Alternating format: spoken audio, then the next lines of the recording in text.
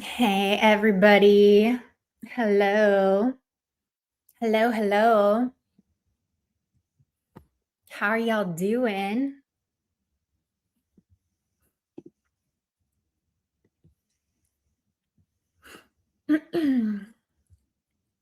Hey, Bubba. Incel X, thank you for the 9.99.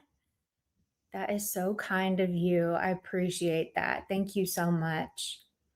Vegas Valley, BS, Becky, Maggie. Hello, Alley Cat.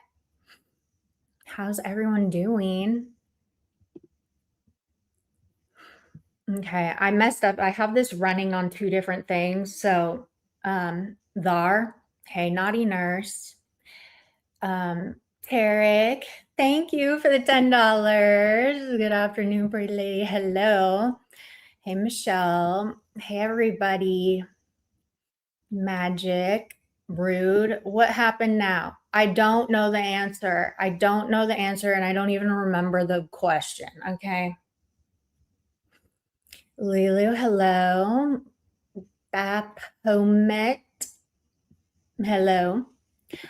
Okay. Viking God, welcome in. Wait till a few more of you guys get in here.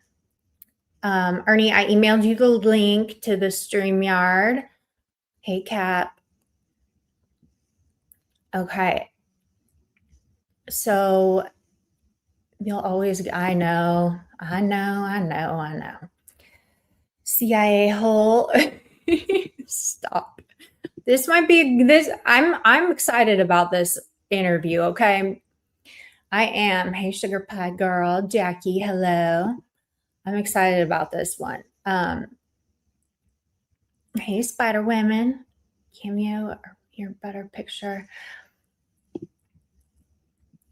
Okay, so as we know, Ernie got out of jail and he's got no ties to the law anymore, unless he breaks it. And hey, Becky, if I didn't say hi to anybody before, hello, everyone. He is free to do, he is free to live his life. And I think he's been around for like 2 weeks now. And Karen interviewed him like the Saturday before last. And I kind of wanted to dive into his experience at the Bridgewater State Hospital because get fucked. Is Ernie gonna thank you for the $2? Is Ernie gonna be truthful? We shall see. Yes, right? 2 weeks already. Time flies. It's the middle of June already, y'all. It's crazy. But thank you so much, Get Fucked. Incel X, thank you for the 1999. That is very kind of you. I really appreciate all the support. That is very kind of you. Okay, so I wanted to first, while we're waiting for Ernie, I'm sure he's putting on he said he was going to wear a tuxedo or something, so we shall see. I wanted to kind of just give you the history of this place. It's quite interesting and very old. Hey, bite back.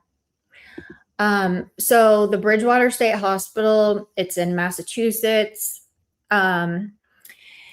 It was or is still a facility housing the criminally insane and those whose sanity is being evaluated for the criminal justice system. It was established in 1855, bitch. 1855, okay? That is very long time ago. That's when the Pilgrims came, okay? Very long time ago.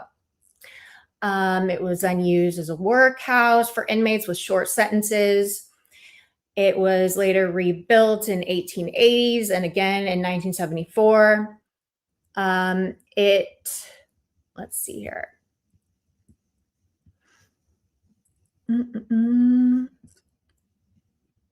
It's had a lot of issues as far as like treatment of patients, issues with the facility, issues with the staff. There's been a lot of complaints. They've had to redo a lot of their ethics and whatnot. They've had to crack down on this place. It overall looks absolutely terrifying. And I'm sure Ernie did not have that great of a time. Right now, in 2016, they said that the hospital is going to be moving away from a historical prison model and toward a more clinical approach to the treatment of the mentally ill. According to the plan, every inmate will receive an individualized plan of treatment within 10 days of admission to the facility. Inmates who are on psychiatric medications would be seen by a psychiatrist on a timely basis, and the facility would move to the electronic health records. So there's a documentary on it, and you all can look at that if you want. And then I wanted to quickly just show you a few pictures of it. It looks terrifying. Okay. A lot of these are articles about, what goes on in there. And oh, look, there's Ernie getting tackled by the just kidding, that's not Ernie. Could be though. But yeah, this is all sketchy. I don't know. I wouldn't want to be there. Not very welcoming. But it is super old. I found that. I didn't realize it was that old. Hey, bacon and eggs. Hey, everybody that came in here. Hey, Christine. All right. So, yeah, like something out of a horror movie. Ernie is back here, and we are going to begin with the interview. Now, last time I interviewed him, y'all sent me in questions, and I had to screen them, and 3/4 of them were not asked because y'all are ridiculous. Okay. That's why we can't have nice things. And I'm not going to press him unless he wants to elaborate. Like if he doesn't want to answer a question, I'm not going to press him on it. Okay. I'm going to be asking him direct questions, and he knows how I interview. It's very different from Mama Teabag's type of interviews. Okay. We are going to do this in a totally opposite fashion. So if you guys have questions that you want to know, ask them. And if I miss them, I have people that'll message me on the back end and let me know your questions. So, again, we're going to bring up the lightning tiger, king of the jungle. And here we go. Hello, Ernie. Hey, Katie, how you doing? Good. How are you? I'm doing okay. I'm good. Thank you for coming to the interview. I appreciate you wanting to talk about this. I know that, that probably was not a very fun experience. And, I appreciate you being as honest as possible about what went on in there. And I kind of wanted to start off with how you got there. To start off, you were at the Minnesota riots, right? And then you got to somebody's place. I don't know if that Chris guy owned the house or stayed there or whatever, but you were there with him. And we witnessed you live, and you were not speaking. You were it's almost like you were in some kind of a trance. And can you kind of explain to us, how did you meet Chris? I didn't know Chris until the night before. And I know they said that it was 4 or 5 meetups or whatever, but no, it was nothing like that. Okay. I was trying to get back. I was trying to get back home, and the bus where it was snowy, the bus had canceled, and it had been crazy. It stuck me in Chicago. Well, first it stuck me to Chicago. I went to Indiana. It routed me back, and finally, I mean, it was like, and I can show you the emails. It was canceled like 8 or 9 different times. My trip was, and it was because the snow. It was because the snow was just everywhere, and I was stuck in Chicago for 3 days. so, So, but so you met him just out of the blue and he said you need a place to stay? no, nothing like that. So, I just got a Snapchat, and I hadn't used Snapchat ever before. I didn't know nothing about Snapchat at all, as a matter of fact. Mm-hmm. And there was, like you can see people that's around you, the area and everything where you're at, located, and all that.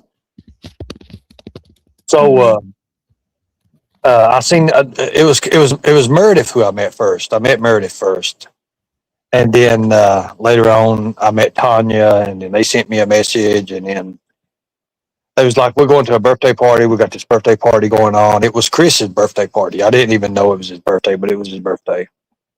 Mm-hmm. So Okay. during that time, with the birthday party and everything, I was like, okay, cool. And so I got the bus the bus brought me to Boston, South Boston Station. And from South Boston Station, I got and come from, it was Medway. It was probably 25 miles from there. So I took an Uber. So when I got there, Tanya was there, Meredith was there, Mark was there. Chris had just left. Chris had left with somebody, and he was gone all that. He was gone all that whole time there. That next morning was his birthday or something. It's like on the 29th. I think it was the 29th or something. Mm-hmm. So when it all happened is when he come back and he's with a friend, and the friend dropped him off or something like that. Now, mind you, my bags is in Meredith's car. They was in her car. Now, Meredith, did you meet them on the bus? These two other people, Meredith and whoever No, I else? met her on Snapchat. Okay. I don't know what that is. I met her on Snapchat. I still have. I thought about putting like the contact and stuff up, but you can't show the messages, of course, because the messages delete themselves and everything. But I was like, were okay. you on Snapchat? What is it, to make friends, or you were just? Did you? I mean, I was bored. Literally, my bus had canceled 9 or 10 different times, and we was. I was just going from right to right and stuff. And, I told everybody at that nighttime, when I done the Buff Bagwell interview after that, I was going to take some time off. Mm-hmm. Because I'll be honest with you, when I was up there in Minnesota, it was so cold. Like, it literally got to me. It broke me down, especially having to run from the tear gas, all that stuff. So I got on the bus, and I was like, okay. So I got on the bus in St. Louis, and then in St. Louis, I had to wait. It's like 5 or 6 hours. And anyways, I wait there. I met somebody singing, and they was a bunch of people singing and stuff. And we went over and watched them. I actually videoed them playing the guitar. So I routed down to Indiana. Hold on one second. So I routed down to Indiana, and then from Indiana, I took. That's when all the problems started because of all the snowstorm. It was all the East Coast was snowed under pretty much. So the bus was having trouble. Bus having problems here and there. They was up. So I started sending pictures on Snapchat. I was saying, look, I said my bus is stuck, and I sent. It was Meredith. I sent Meredith a picture of the bus being stuck. because the bus literally made it to the station and got stuck on the hill. So what happened is when you miss one bus, if you Right. miss a bus by so far, you miss all the buses Right. because you just screw up and you have to have a whole new Right. ticket and all that. Right. So we was there and everybody missed their bus and the bus. So they had to have a truck come and literally pull the truck up out of the ditch where the snow had stuck it in and everything. So we finally got it up out of there. And the driver, of course, the time had run out, so they had to switch drivers. So we had to wait on another driver. So we got there, and they was like, "Well, we can't get down and everything. What we can do is route you back through Chicago and get another bus line in Chicago. You can go home that way." Well, that never happened. I ended up getting routed, and I show you the emails and stuff, and it was crazy. Um, So it was like 8 or 9 different times. Yeah, long it's just a story bus short, problem. okay, bus problems, and then you met Meredith and whoever, and they were friends with Chris. So you kind of ended up going to their birthday party just because that's where they were going and you had no ride anywhere. Yeah, I was stuck in the next bus, and like when I was trying to, I just got fed up of just getting buses and stuff. And when it rerouted me, it left me in Framingham first, and then I got back on the bus from Framingham. I said I can't be dropped off here and everything, and they's like, well, the bus driver was kind to me, and they said, well, we can take you to Boston Station. And then from Boston Station, because I didn't even know Framingham didn't even have a bus station, and it was out in the cold, literally nobody, nothing. So I got the bus back up to Boston Station. They was actually lenient with me, gave me a ride back to Boston Station. So when I got to Boston Station, that's where everything was like. I was familiar with Boston Station because of when I was at Carolyn's and stuff before. So Right. I was kind of familiar with the area a little bit from being around Carolyn's and stuff. So after that, that's when I started getting hit up, and I seen on Snapchat. Meredith was on Snapchat, and I hit her up and everything and all that. So And then she came and picked you up, and then you, yeah, she came okay. and picked me up and took me down. We went down to Marks. It was the first time I'd ever been down that area. I didn't even know nothing about it. And then So when we got Mark down was the there, owner of that house. yes, Okay. And then Chris was, his pipes broke, right? So he stayed over there for a minute. that's Is what that I what hear. happened? I don't know. I don't know too much about that. I heard about it, what it happened and everything. I don't know for sure exactly what happened. Okay. So let's get into when because we didn't really see any part of the whole bus situation, but so you go live for, I think you were there for how many, 2 days? Because you were live on and off quite a bit, but what was Day going and a half. on? I was there a day and a half. I was there a day and a half. A day and a half. Okay. What was going on when you were cammed up? Because your behavior was very non-Ernie, like you No, were. I was in defensive mode. Something triggered my defensive mode, and I think, to be honest with you, I think that they put something in my drink. I don't know. I really don't know. Okay. So you think that it was possibly you got. Meredith left. Meredith had to take Tanya back to Nashua, and that's when Mark's girlfriend was at too as well, and he was gone. So Chris had just came in, so it left me and Chris at the house, and Chris was downstairs. I was upstairs, and then Chris Okay. come in from downstairs, and then that's when all that shit happened. Okay. A lot of people thought that it looked like some kind of psychosis and some kind of drug psycho. I don't know. I've never Well, when I seen. got to the hospital, they gave me a drug test. They had to test me because I was Mhm. being arrested too. Because Right. of fighting with the police and shit. I fought with the police first, but Mhm. you can look it up. I mean, you can probably pull it and everything. But my test was, it didn't have nothing in my system, so they thought it was like what do they call it, the date rape drug, shit like that. And Mhm. and it only lasts for a few hours. Well, I was in Mhm. the jail. I was in the holding cell for 3 or 4 hours, just pretty much walking around, and the psychosis was building up, and it had caused all that. And what Mhm. really started it is when I seen in the cell there were bullet holes in the window, like where somebody had opened fire, and I was like, oh my god! So Mhm. everything in my mind just went wild. So the Mhm. Medway Police Department was taking me to the hospital. They was getting the hospital and arrangements made for the hospital. Well, when they come in, I just thought, you know, my mind was just fight or flight, and it was in fight mode, and that's what happened. They Okay, had so shut let's the. back up They to Go ahead.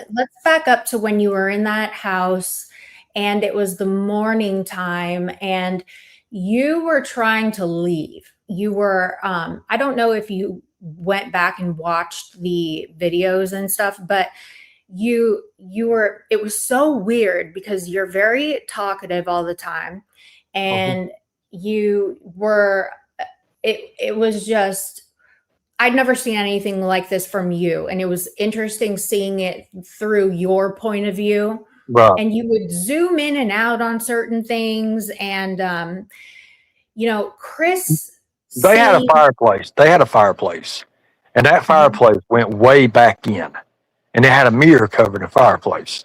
mhm. And it just, I don't know. It kind of brought me into the, back into the tunnel stuff. I mean, stuff was going through my head, like, like, like when I went to the jail, they had a thing on human trafficking, and it was postered everywhere, and it just kept my mind on, lockdown pretty So much. And something triggered you to just go into this mode. I mean, clearly something happened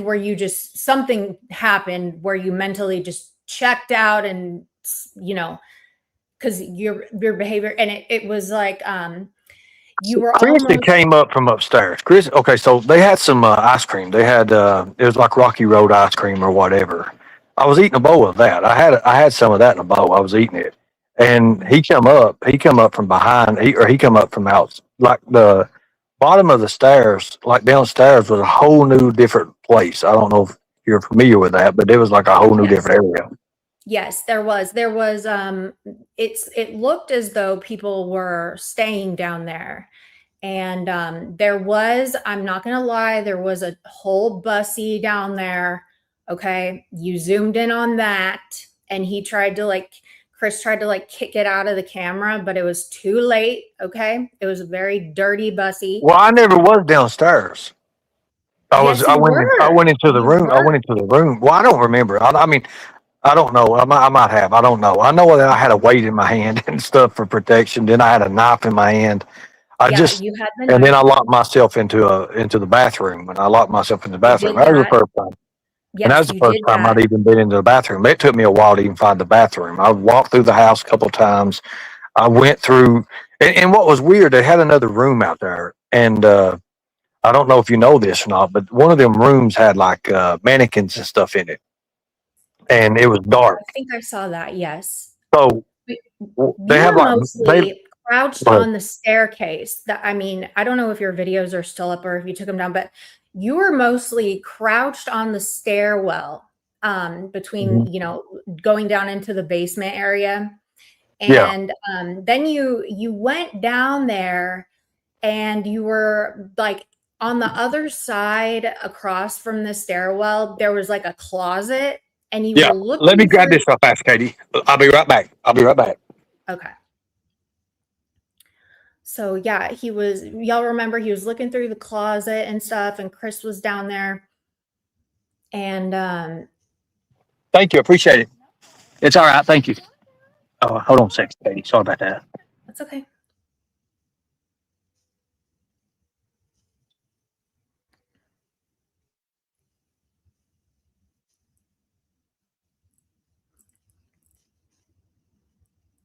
Yeah, he sat on the stairwell and he zoomed in and out on a lot of like the cleaning products and stuff.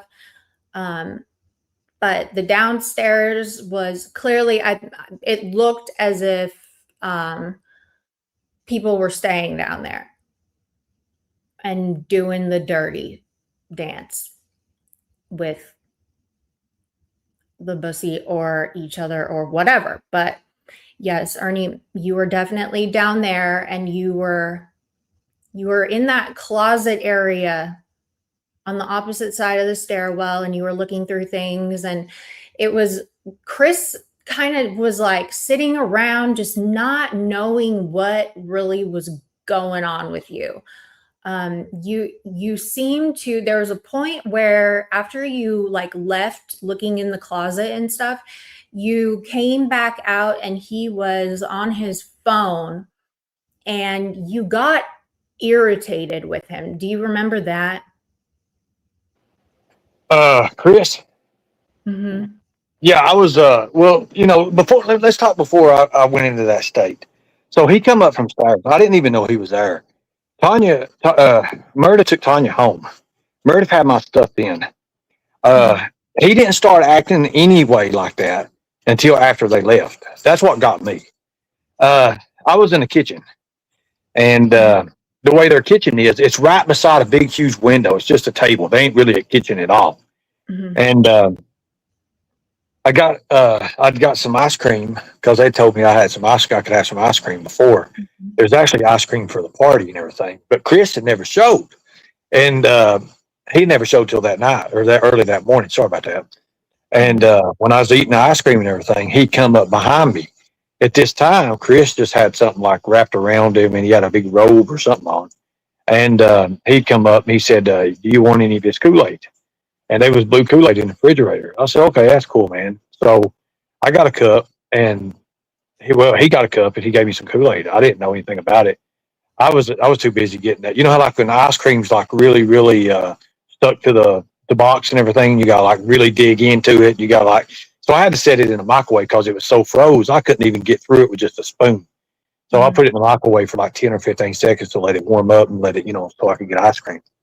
Mm-hmm. So, So you think something was potentially in the Kool-Aid? You drank oh, the I know he blue did. Kool-Aid. Even the nurse at the hospital said it. Like they was like, she's like, and around them parts and everything.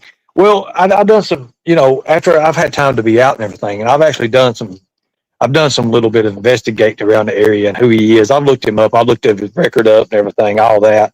And I know who he is now. I know everything about him. I know what he does. I know all the things about it. But it ain't Did it you ain't the know first that he time. was gay? No, I did not know that. Okay. Um, so let's talk about, so all that happened and stuff, and the morning of the day that the police ended up coming, right? That was the day the police ended up. You were by the door Well, I for, went live. Remember the day before? I went live, and right, you were live quite a bit. I Mm-hmm. went live the day before when I first got there. I went live the day before there and everything. And I was just, and it wasn't that long of a live. It was only like 25 minutes or something like that. And then I Correct. put a post up. I said, "Don't believe everything you see." But he was there. He had been there because he was just leaving. He had been there then, and he had seen me live on there and everything. Because he went by my phone and he seen it on top of over my shoulder, and he seen that I was live. And after that was over, he said, "Your video in the house." He got real nervous about that. But his buddy or something was there to pick him up. He left then. He didn't come back till that next thing. And we was getting worried because she was like, "Is he going to come back for his own party and everything?" Because they was going to have a birthday party for him. Because it was his birthday. You can look it up. It shows his birthday. Okay. So So, that's how he know when I was live. That's what got me. Like when he come up behind me and everything, and when I was eating ice cream and stuff, and he was nice and everything. He was being nice to me, but he was laughing like he's he like that little laugh and everything. mhm. And he was tweaked out. I mean, I'll say he was tweaked out. He'd been tweaked out. He stayed tweaked out. I mean, you could tell he was tweaked out, and he wasn't normal. But I didn't know he was into other stuff and everything like that. I didn't know nothing about that. And when had the camera, my mind was so focused on other things and everything, I wasn't even thinking about what it was showing or nothing. I didn't know.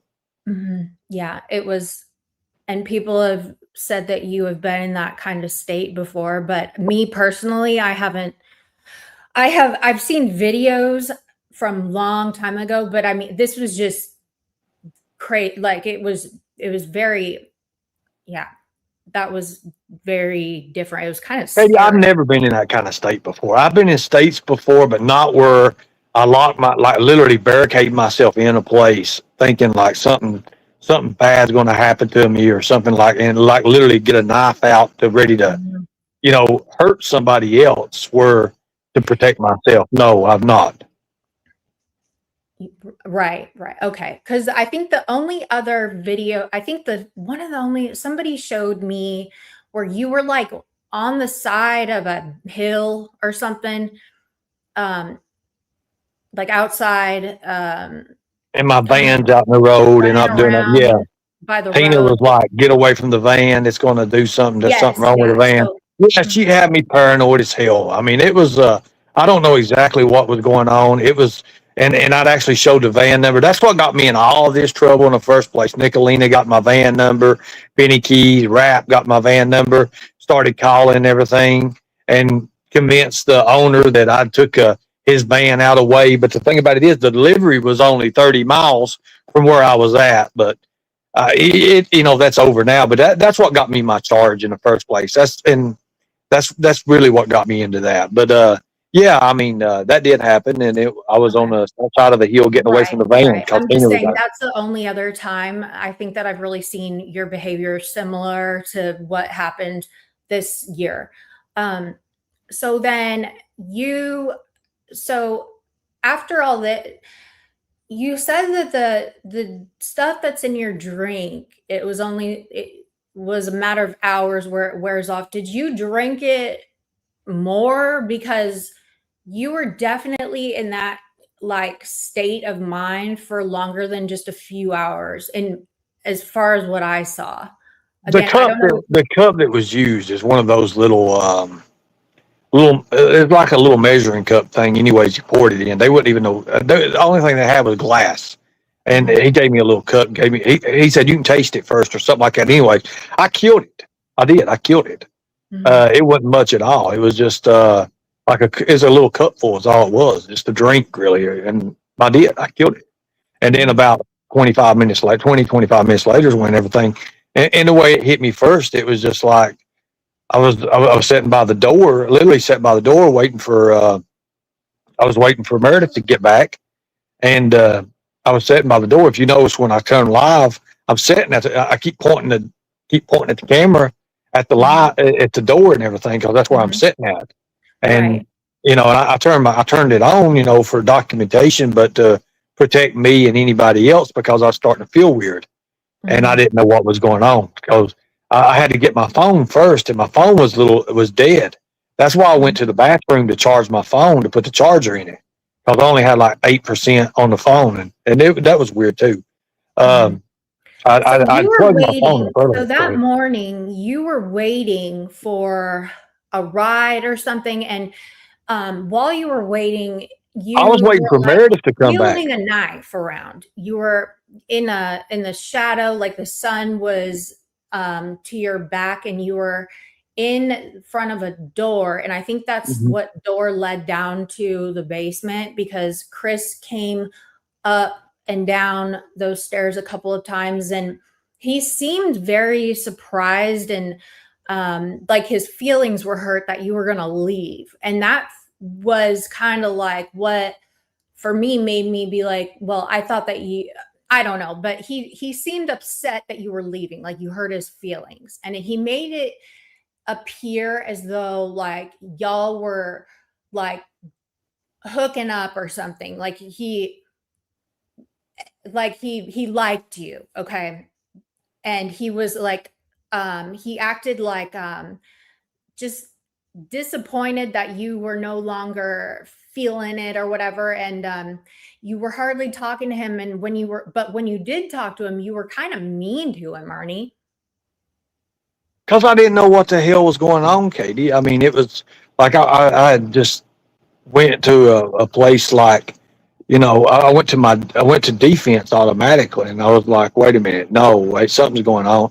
Yeah, I mean, what got me, the only thing I can remember with that and everything, what happened before, is when the guy was so the guy that had Chris and took him out earlier that day before, that night before, whatever you want to call it, is he kind of made a gesture at me, and I didn't really pay no attention to it. I didn't pay no attention to it at all, as a matter of fact. But I was like, well, you know, uh, it is what it is. I mean, I didn't pay no attention to it. Mhm. And like I said, the only time I had any kind of interaction with Chris was that morning, and that was just a couple of words I said to him. Hello, how are you? I said something. I hope you have a good birthday, all that. But when I seen Meredith wasn't there, well, I didn't want to be there to a party that I was invited to, and the people that invited me there or that was with me wasn't there. I didn't like that a bit, Why and did I they knew she had, leave you? huh? Why did they leave you? She took so Tanya had to go home, and she took Tanya home, And and then she never came back. she did come back, and she did come back. Yes, she did. And then she dropped your bags off because Sugar Pie's asking about because I Chris guess did. I don't know how my bag. I don't know how my bags got inside the house. I would have never put my bags inside the house. They was in her blue Honda Accord. Okay. So then I thought so they had really pretty cats at the house. And when you were waving the knife around in the shadow, Mm-hmm. like I thought you were gonna, I don't Well, know. one of his cats died. One of his cats was found like killed. Like I know that I remember that because he had left the cats wouldn't allowed to go downstairs, and he had left the door open when he come in. We left the door open, and it got downstairs, and it got squished. Oh my God. Something, yeah, he found the cat dead. I remember that. Squished? Yeah, Jesus. yeah, one of the That's cats was dead. And, terrible. yeah, they had a bunch of cats. I remember that. Wow. Okay. That's sad. But yeah, they did have a bunch of cats. They were really pretty cats. So then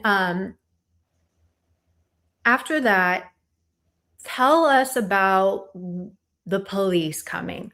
They were very, very nice to you, very professional, and they were really good at de-escalating the situation because you were like on you. I mean, you were acting like the zombie apocalypse was about to like come storm the home. I mean, Right.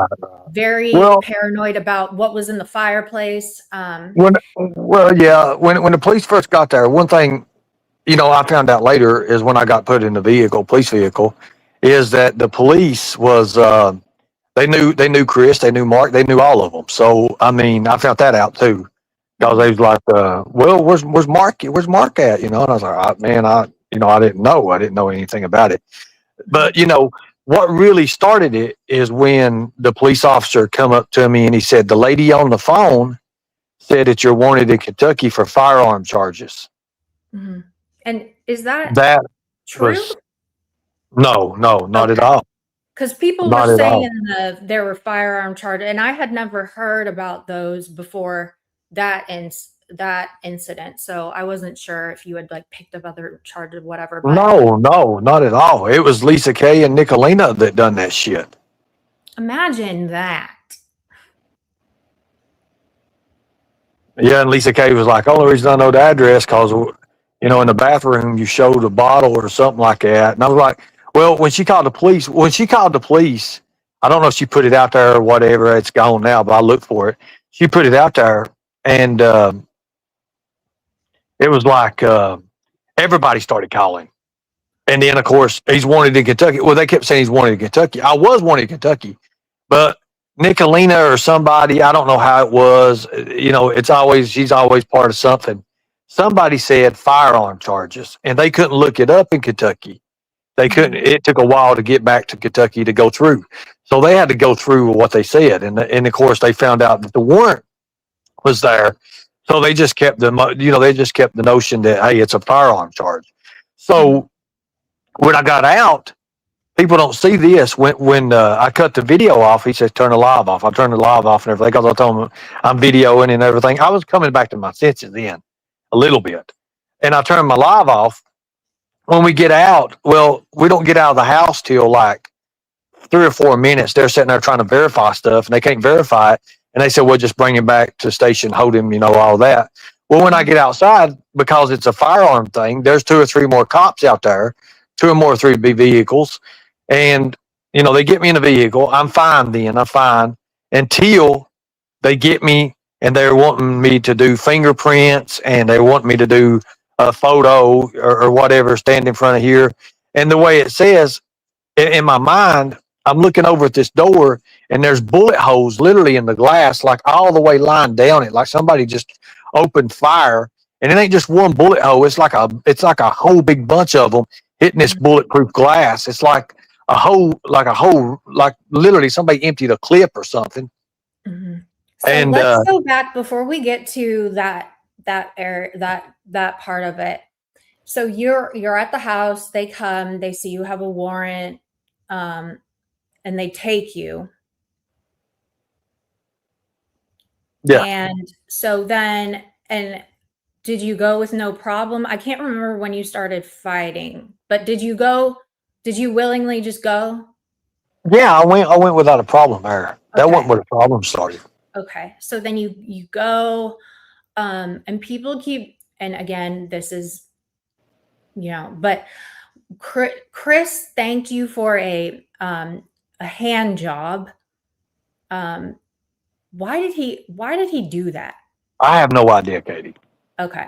But he was laughing. If you and in the video, before it was well, actually, when I got out, I watched a little bit of the video, and they told me to fast forward it through some clips because they had some timestamps and everything, and I did.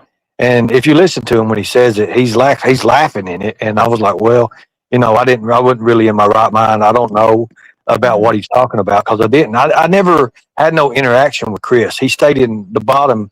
He stayed in the bottom of the stairs, and I was only down. I was only on that step looking down and everything. After that happened, then I went. After I found out he got out of the way, I went and locked myself up in the bathroom, literally. That bathroom was yeah. You were up there for yeah. You were in the And one of the bathroom reason for I was in the bathroom is because that's where I could charge my phone at because I had my phone plugged in at the same time. That's why I couldn't go so far because my phone was also plugged into the wall charger. Mhm. Got it. And you had the knife, I did have a and knife. I had the knife from it was a survival knife that I carried with me. It mhm. hooks to your pant loops and everything, and you can just easily take it off. Yes, I did. Now, do you think that you were going to have to defend yourself in that way? Did you think that you were going to actually have to use that knife? Was there your behavior didn't seem, if I recall, it didn't seem aggressive, but it seems like you were on uh, the verge of maybe getting aggressive at a certain point. Yeah, I was getting that way. I wasn't, I was still into the mode of defense, but I was trying to come out of I was trying Oh, to come out of the hang state on that I one was in. second. Is Lisa K in here? Lisa K, you are a bitch head and you can get the fuck up out of my live. You and your Bob Ross hair can go fuck off somewhere else. You're not welcome over here. Thank you. Okay, hold on. Just for the culture, okay? Just for the culture. Again, here's Lisa K. Fucking Lisa K. Lisa K. I have never been diagnosed with what is it called? A dissociation identity disorder. Okay. Yeah, I remember that. Lord God, I don't even know what Here's you come up Lisa with that. K. Fucking Fucking Lisa Lisa K. K. Lisa God, I K. can't stand her. Man, she is like, oh my God. Like, I don't know. She God, is I don't. just a total. I have no words for her. She's a total biatch, and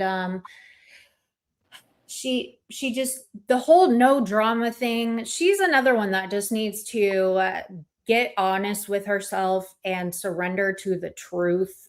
She's totally a drama channel. She's obsessed with the drama. She likes to cause problems, and she's just wrong.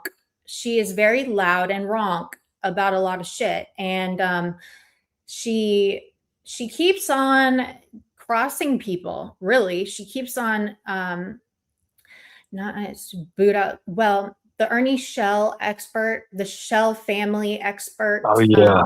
can go sit over in her live and cry about it because why would she come over here? I thought she didn't watch me, you know. She says Katie is a liar and she's a lie and she's this and that and this. Fuck off. Like, get out of here. Just because it's a Shell interview and you're mad about it because I got Ernie on my panel and you didn't, go be mad somewhere else. Go pet your cats or something. Anyway, You were gonna play. Oh, sorry. I didn't even realize you were messing with her, or else I wouldn't have said anything. But fucking Lisa K. Bye. You gone. Okay, No, so when we got to the station, there were so many phone calls. I mean, they couldn't even keep up with the phone calls. I'm Like gonna they're get like, more. I'm gonna have a few Go ahead. paragraphs written about me in posts for the next couple of days. So there, yeah, go paint So Lisa. when I But seen anyway, so you get to the station well, let me tell you and this first. The police first seemed off to me because their name tags, like literally, like their name. One of the officers' names Officer Sicko, and I just thought it was like fake cops.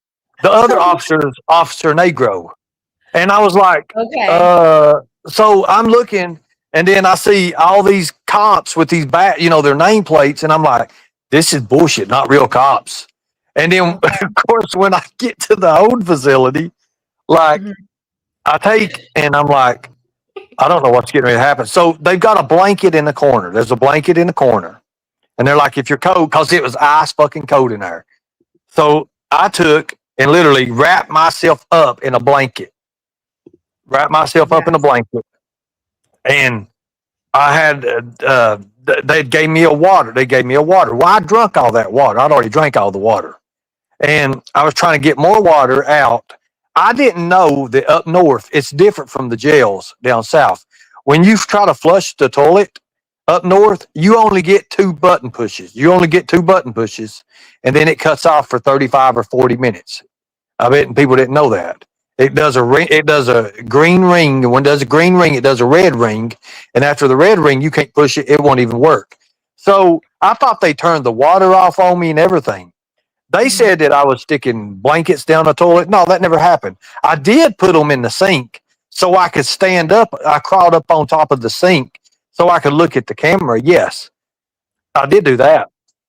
Okay, But so yeah, you were put in the cell when you went in, you were booked, and you saw Officer Sicko and the other one, and you saw bullet holes in the windows, and you were just not having it. That just no, I was not having it at all. And as a matter of fact, when those six officers lined up, and I didn't know if they would have said we're taking you to medical or something like that. I mean, it could have been a lot to de-escalate the situation. But all I seen them in when they come in, they had the riot gear, they had the shield, they propped the shield up. Officer Sicko, Negro was there. A couple more of them was there. They was in up like 5 or 6 officers, and they literally couldn't even fit through the door. That's how many officers was. And there's like Ernie. There's like Ernest, put the bottle down. Put the bottle down. And I had water in the bottle because I got water out of the sink, and then they shut the sink off on me. So Mhm.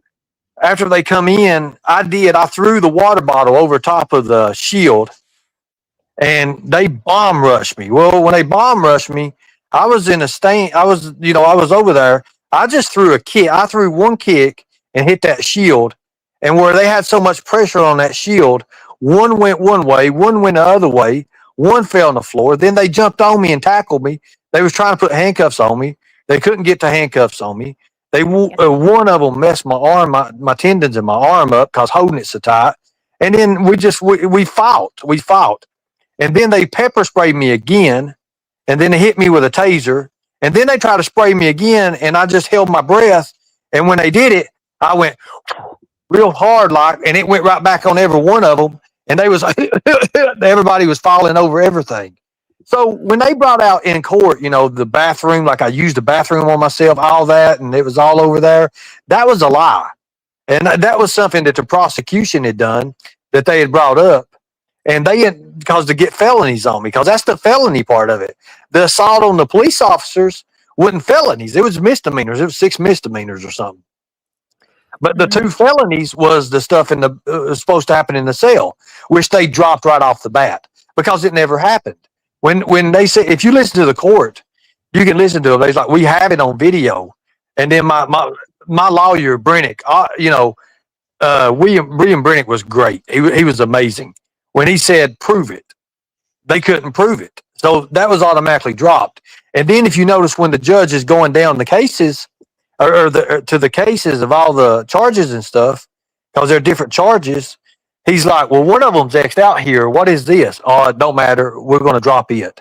So 2 officers automatically dropped charges. And the reason they dropped charges because they couldn't show up because they was injured. They say it in the report. They say, well, 2 of the officers are still out, or he'd injured 2 officers. One of them's still out to this day. He's still out on leave.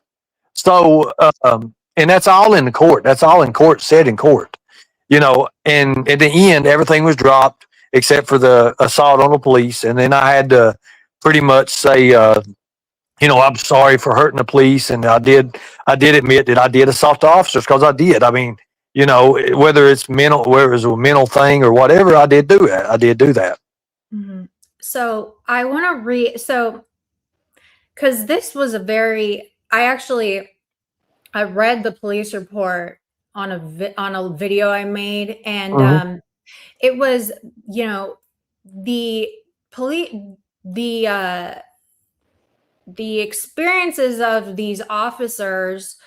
I mean, what they wrote was quite graphic. And why do you think they did that? So I don't know so it said that. Hey, when I got in that place, when I got into that facility, that place was nasty. It was dirty. It was filthy. Mm-hmm. They don't hold, you could tell they don't put people in there to clean that place up.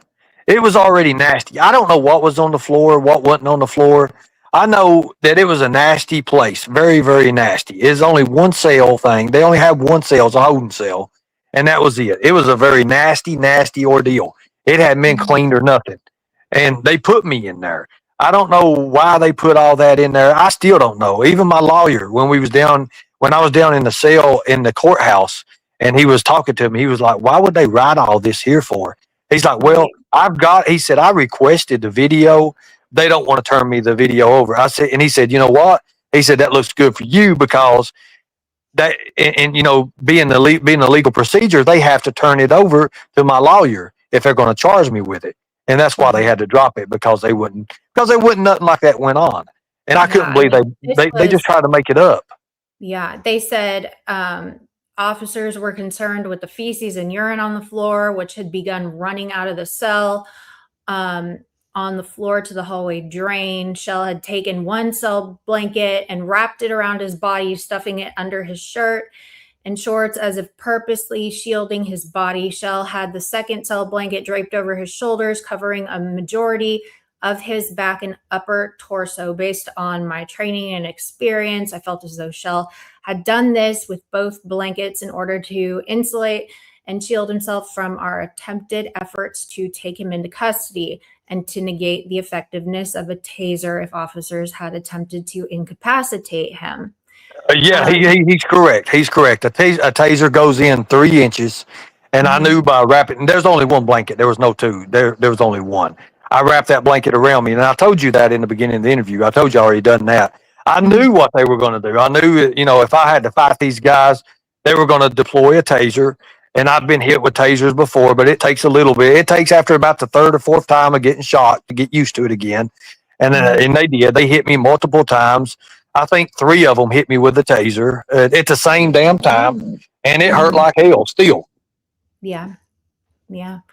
It said also, chemical here's spray. The water bottle was full of liquid. The window of the cell was covered in urine and feces. Was that present there and was from somebody else, and they just didn't clean it out before you got in there? Well, I told I think I was talking to Margaret. She'd asked me about that or something, and I said, that place was dirty. It was filthy when I got in there. I didn't do none of that. There ain't no reason to have to do anything.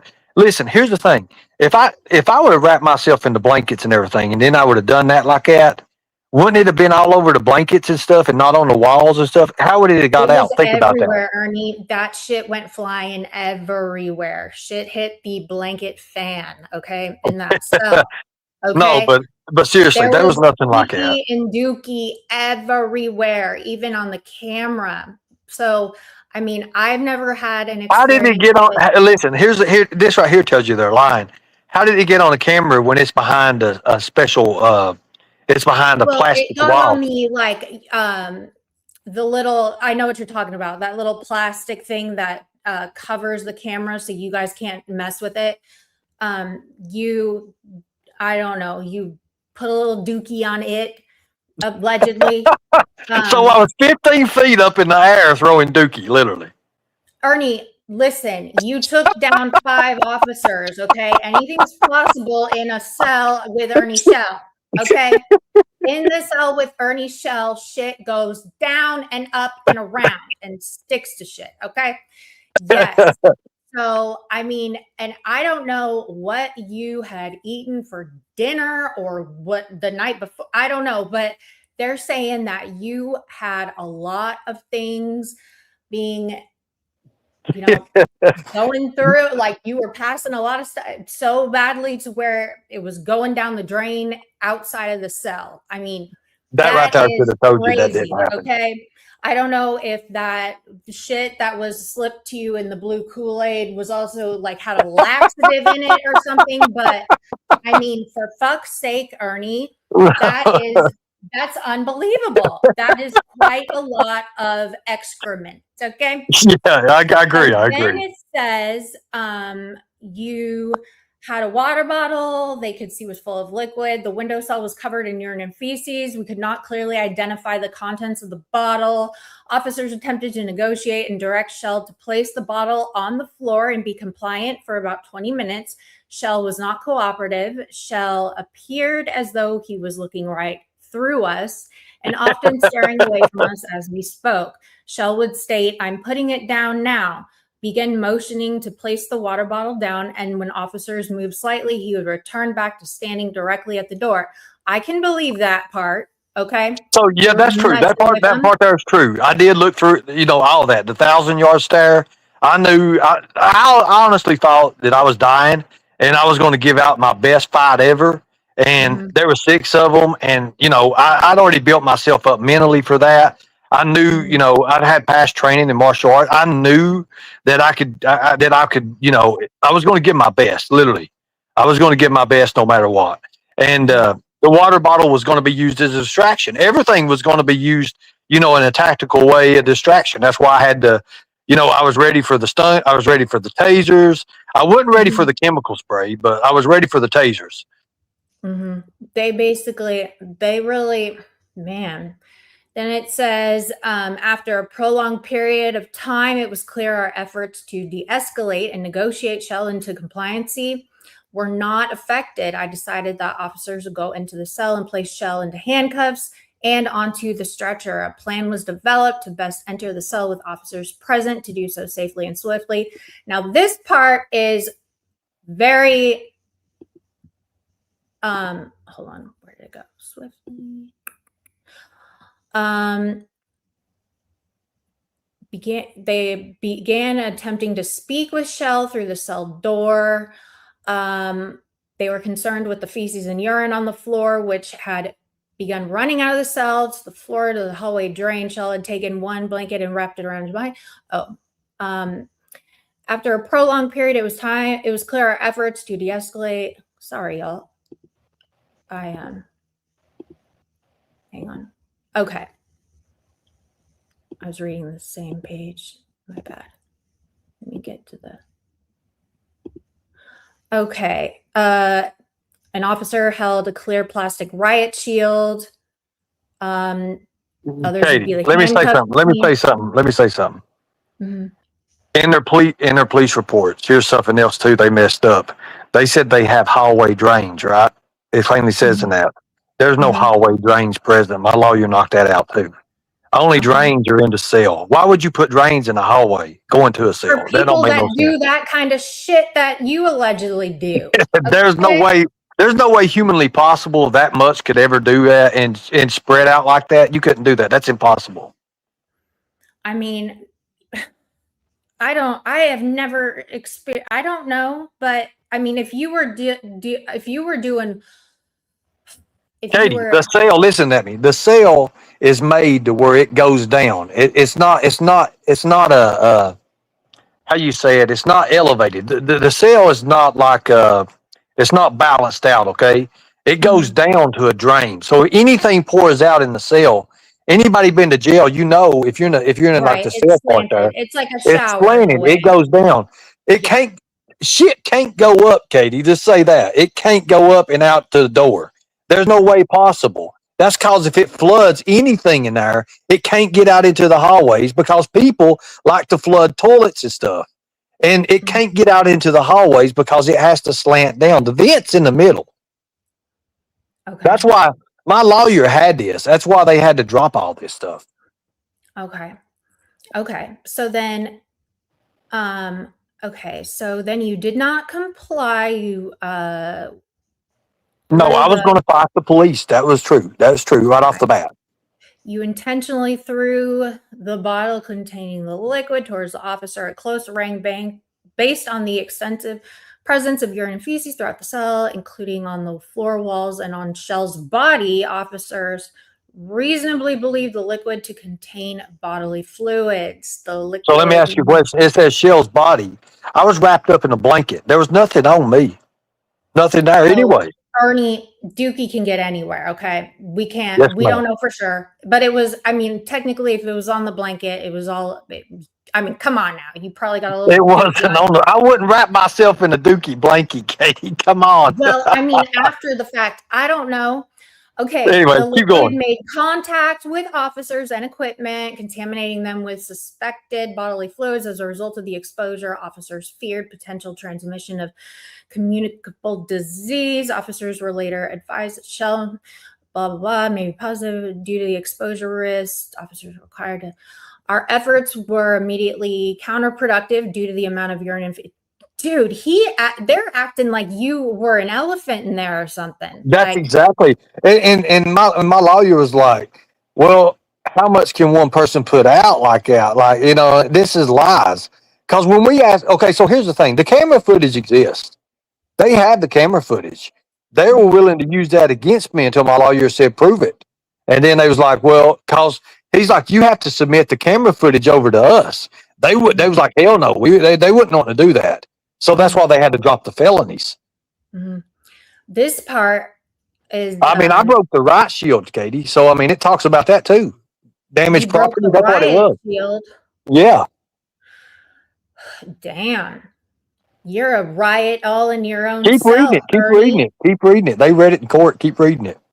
Okay, so then, oh Lord, the whoever wrote, I believe all officers slipped and or lost footing and fell at one point or another. Officers attempted to use hand controls to secure and restrain Shell from kicking and resisting, with failing efforts as we were unable to obtain traction and leverage on Shell's slippery skin due to the amount of And bodily I'm going to fluids say that, on and I hope them officers listening. They wrote that shit up, but that's bullshit. I was whipping their ass, and it's plainly on camera. I whipped their Well, ass. I mean, that's what they say. You were completely you were like a If little slippery they saying little they're slipping eel. around, listen. If Yeah. they're slipping around, wouldn't I be slipping around too? Think Yes, about it. but No, hell no, that was not happening. you are the lightning tiger, okay? You have different kinds of tactical uh skills and training, and I don't know. I don't know, but they definitely made it seem like you were getting away. It took 5 of them to get you down, okay? But maybe they were so embarrassed. This could be it. They were so That's embarrassed that exactly what it was. they had to give some kind of excuse for why all these guards couldn't take down one little elf man, okay? Exactly. So they blamed the Dookie and PB on why they could not get you. Katie, police wear slip-resistant boots, anyways. Well, yours could have been extra slippery. I don't know. I didn't have boots. I didn't have boots on. I was barefooted, so I should have been sliding all over the son of a bitch. I mean, that's true. It says they were unable to obtain traction and leverage on Shell's slippery skin due to the amount of bodily fluids on him. At one point, Shell was kicking and resisting, and officers slipping so much that only Officer Sicko and I were able to maintain a hand on him. Officer Sicko was able to gain leverage by grabbing the chain on his handcuffs and dragging Shell's right arm toward the door of the cell. I was able to maintain a grip on Shell's left arm. Okay, so then, my God, today. It says they attempted to maintain any kind of control. I advised them I'd be spraying him. Shell's actions occurred after prolonged and unsuccessful verbal de-escalation. His refusal to comply with lawful commands combined with the intentional throwing of suspected bodily fluids created an imminent risk to safety. So let me say this. So I've already threw the bottle. So how am I throwing more bodily fluids? Well, they're saying combined with when you threw the bodily fluids. So I never threw no bodily fluids. There wasn't no bodily fluids. You said no to the police's lawful commands, and they sprayed me. Combined with you throwing shit. They tased me first. They tased me first, and then they sprayed me. And then, let's see, 3 of them tased me, and then after they lawfully command me again, they sprayed me. One of them sprayed me, and then they went to spray me again, and I blew it back in their face, and then everybody got it. Yes. And I mean, think about it. That cell was not big, so I'm sure everybody got sprayed. So yeah, they sprayed you, and it got in your forehead and eyes. This proved to be this is crazy, okay? Proved to be momentarily effective as Shell's behavior changed from resisting and kicking to attempting to shield any further spray. Officers were then able to grab a hold of him.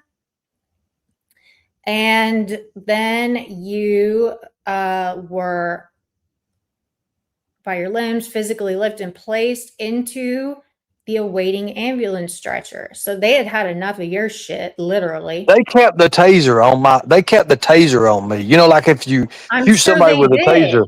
I had 3 prongs. Okay, so there was like when they was taking the prongs out, there was 6 prongs. There was 2 in my chest, there was 2 in my belly, and 2 in my back.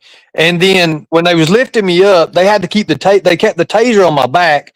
And like one of them was talking like, "Hey, the battery's almost dead. We still got," and that's how they lift me up, get me in the stretcher. Mm-hmm.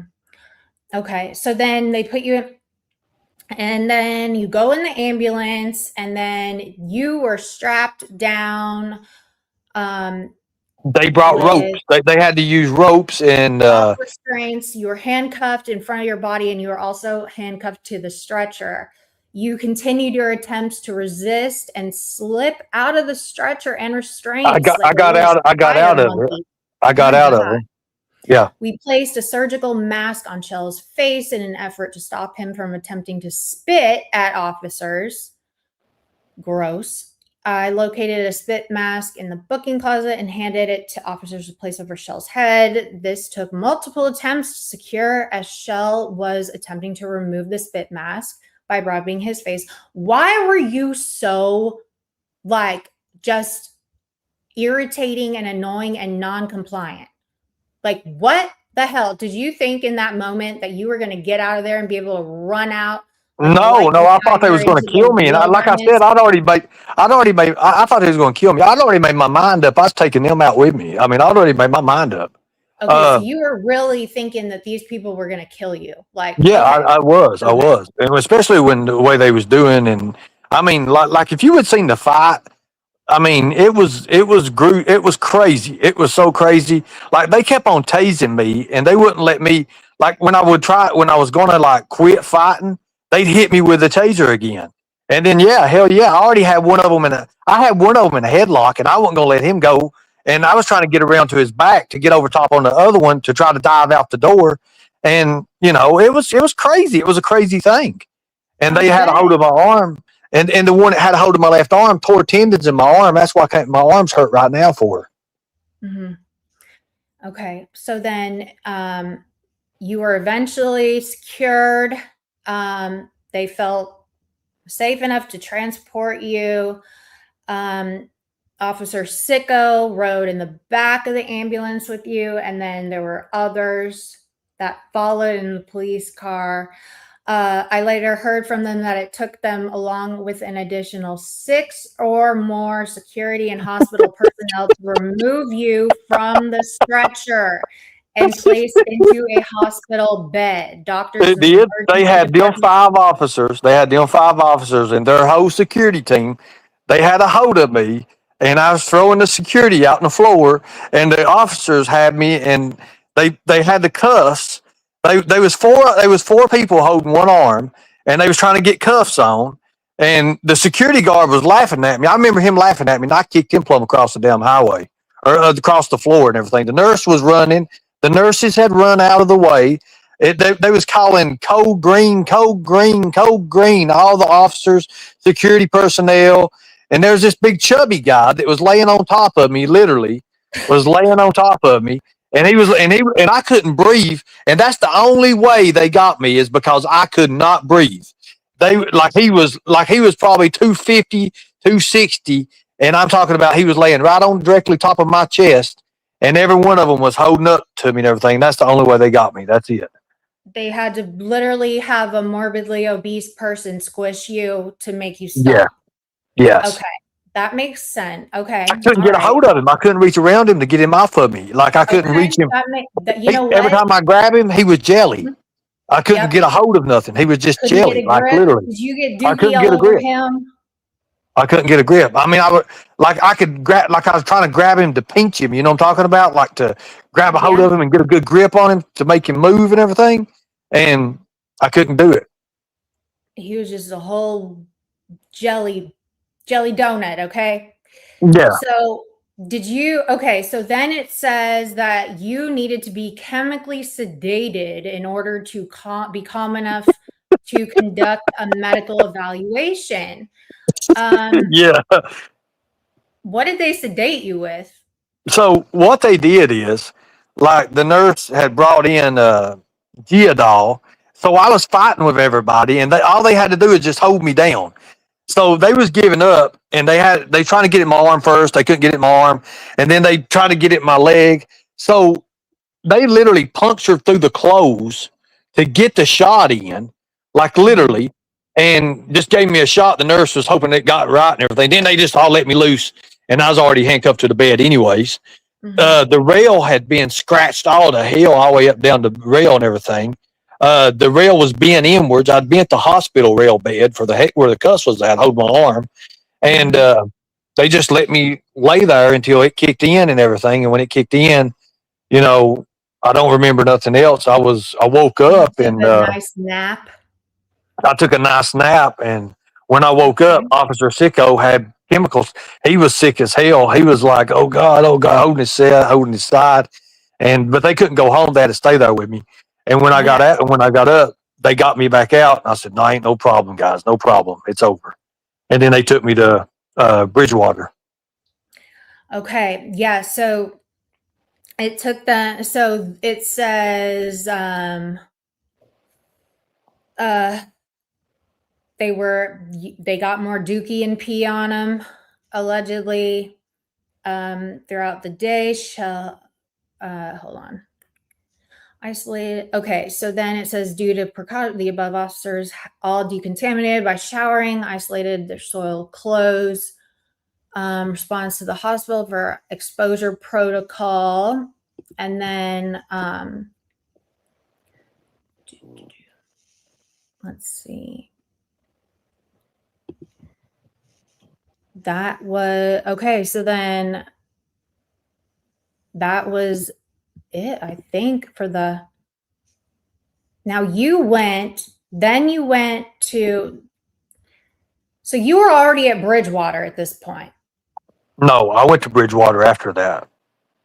So when you were put in an ambulance, you went to where? I wasn't put in an ambulance. I was put in a police cruiser.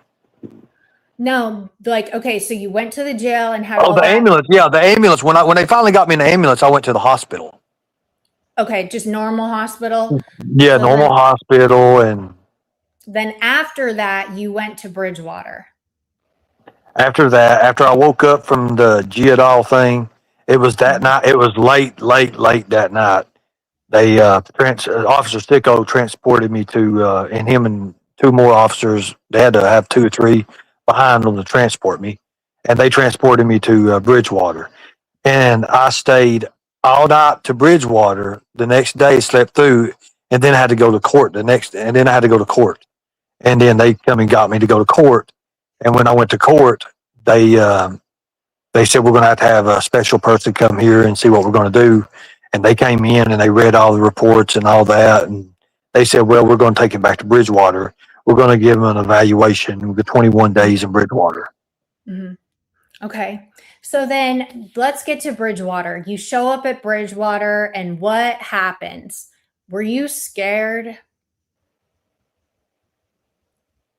When I got there, no, I was not. I didn't know the reputation it had, but you could tell when I got there, they put me, like, I didn't like it the first couple of days. They put me in the dry cell, and there was a person outside, and they didn't speak English, and I couldn't understand a damn thing they were saying, and I needed water. There were no water in the cell. Because they thought you were, so the dry cells, if you guys don't know this, it's they put you in there, there's no plumbing or anything, like there's no access to waters or drain shit like that, because they think that people have drugs or some kind of weapon or something on them. So they make you wait it out until you have gotten rid of everything out of your body, your bowels, and then they clear you. Correct? Well, no, there's no toilet in there. There's no toilet. There's no nothing. There's literally. They take you to the bathroom. They take you to the bathroom. But it takes, man, it like literally takes, it's tooth and nail pulling in there to do that.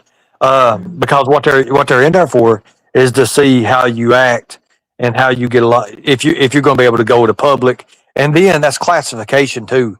Because there's different units. Like there's the Bradford unit. There's different. Like there's a ton of different units.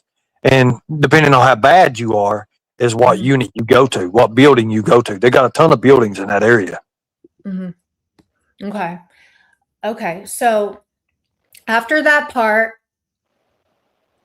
then where do you go? You go to a cell? Well, so first then they put you in another cell, and it's got plumbing and everything, and you're in lockdown. It's just like a jail cell. It's like an old-timey prison cell is what it's like. And you're in there, and while you're in there, they bring your food to you. You're not allowed out for the first day or two, and then they move you on to public residence. Okay. Now, and then that's where it got crazy. Okay, so tell us what happened when it got crazy. So did you have a cellmate? No, it's a room. It's like a room, and there's like 3 or 4 different beds in it. But they was low, but they didn't have that in that unit. They was low on the people in the unit because people had just got done. One guy took the end of the screen of the TV, took the plastic off the TV that protects the TV from getting hurt, and sliced the dude's head open where it about cut his brains out. And so they had to thin everybody out. Like I said, this is the most craziest place I've ever been. So I was just in a room by myself, but there was 4 other beds in that room, and they had mattresses. So what I did is I took the other mattress off the bed, and then I had 2 mattresses, and I wrapped my sheet around it that way nobody would know. So I was laying kind of comfortably there. Mm-hmm. Okay. And I stayed in, and then I started someone's mattress. Well, my best friend, my best friend in there was one of the guys that played in Father of the Year. He was there. He was an actor on that movie with the David Spade movie. So I met him, and he was in there for taking a machete to police. You can actually look his record up, and it was world news. Like he took a machete and fought the police with a machete. Wow. Like he was cut out of hell, literally. So, are you guys still in touch? Well, is he still in there? No. He actually had to go and face his charges and stuff like that. He was found competent to stand trial. Okay. So, but yeah, he's a friend of mine. Very cool. Okay. So then you stay, how long do you stay there? And did you make I stayed there 21 friends? days. You were there Yeah, he's 21 my best days. friend. You have a Yeah, he's my okay, friend. you have a new bestie. Awesome. And so you were the other people in there? Did you feel the other people in there were more mentally unstable than you? What was the activities like in the room Well, with you had like, they bring you like, you'd have like art class, stuff like that. But okay. the unit I was in, because I was fighting with police, I was in with a bad bunch of people. Like, they were some bad people. Like, there was one guy that came from San Francisco. I think it might have been San Francisco or something, California, and he was running away from police, and he fell and hit the train tracks, and he double folded on them, and it blew his brains out. Like, it shot his eyeballs up to his brains. So he literally looked like an alien. Oh my God. They had to have special work. He had to have special workers around him 24/7. Like, he couldn't see. All What they did could do he is make guide in him. art? What did he make in art class? No, they didn't have him in no art or nothing like that. Oh, And okay. then we had Gusto, and Gusto was in there because it's supposed to have been self defense, but there was a guy with a knife that attacked him, and he took the knife and he cut his throat. He held him down and cut his throat, and I don't know. He mutilated the guy or something, but he was there. He was always This is fighting. And violent. Bridgewater's the most craziest place I ever been. Like, we was in a lunchroom, and you only get 5 minutes to eat. So when you get your What did they food, feed you? well, I mean, the food is pretty good, to be honest with you. It's better than the jail. Um, Okay. so, but the thing about it is, you literally only get maybe 5 to 7 minutes to eat after you sit down. You can't talk. You're not allowed to talk to nobody. You have to just sit and eat. You have to eat fast as you can. Because when they say Bradford unit, you got to, B unit 2 or whatever, you got to be gone. You got to get up and leave. And if you don't, well, they lock you down. They lock you down in the seclusions and rooms and stuff like that. So did you have to go to therapy or see a psychiatrist a lot while you were there? Um, what So did you have they like a team. You have a team. You have special teams and stuff that come in. a And special tactical mental health team? yes, they come in, and it ain't tactical or nothing, but it's a mental health team, and they do an assessment on you, and they put you on your medications, and when they get you on these medications, they may put you on something that it ain't going to go too well for you at first. Mhm. You have to be on them for a few days to see how it was, and they tried to put me on lithium, and I said F that pretty much.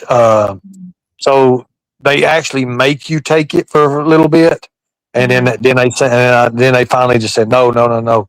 So then they went down to something else. Things like viscera. I don't know. It was something I can't remember.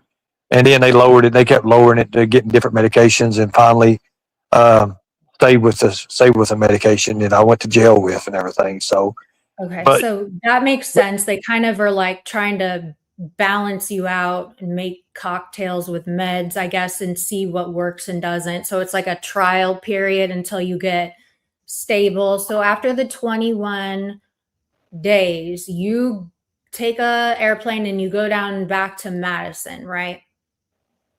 no, I stayed the 21 days, and then I got to go to court.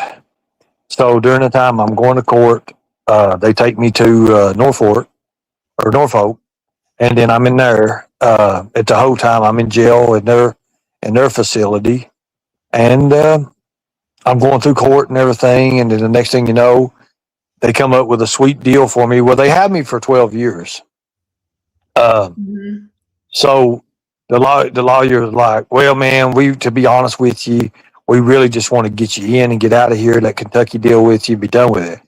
And I was like, Mhm. "Okay, well, Kentucky's not going to pick me up on some stupid thing." So they come back, and I'm like, "Look, I'll do 60 days." And then they come back. The prosecution's like, "No, because you hurt the officers. If you'll give an apology, we'll let you away with 90 days. And I swear, Massachusetts is like so instead of doing 12 years, like how Angelo did 12 years of service, instead of doing 12 years, you just had to say you're sorry. And then, so here's the thing, Leo, like, and it's a known factor. Like when you're in a Democrat state, even Kentucky, it's a Democrat state. The governor's Democrat, Massachusetts government's Democrat. You know, it's a Democrat state. So what I knew was going to help me was I'd already, whether I was incompetent, competent, whatever, I was found competent to stand trial. But the factor is, it still showed that I was in Bridgewater. So there was a need for me to be in Bridgewater. So that helped a lot too, as well. And then when they come in and they said, what you done, and then the Kentucky thing had a hold on me. Like first they wanted to get my bond like 5,000, then it was 2,500, and then they said no, we'll just do $1,000 bond. But then they had a hold on me because Kentucky, so they couldn't give me a bond anyway. So that would have been, and if I would have got out on $1,000 bond, I'd have probably left and never come back because I was only facing misdemeanors at that time, anyways, because everything else had been dropped. So when the felonies was dropped, it was just 6 or 7 misdemeanors, and then 2 officers, because it was separate charges on police. It was like 6 police officers, aggravated assault or assault on police officers and stuff. And because it was property, also destruction of properties, because that fucking riot shield, and that other shit was felonies. And they had to, and they could have kept one of those destruction of riot shields because the riot shield was broke. They could have kept that and got me with it, but they dropped all the felonies because they knew they was wrong about it. And I pleaded guilty to, I think it was 3 or 4 assault on police officers.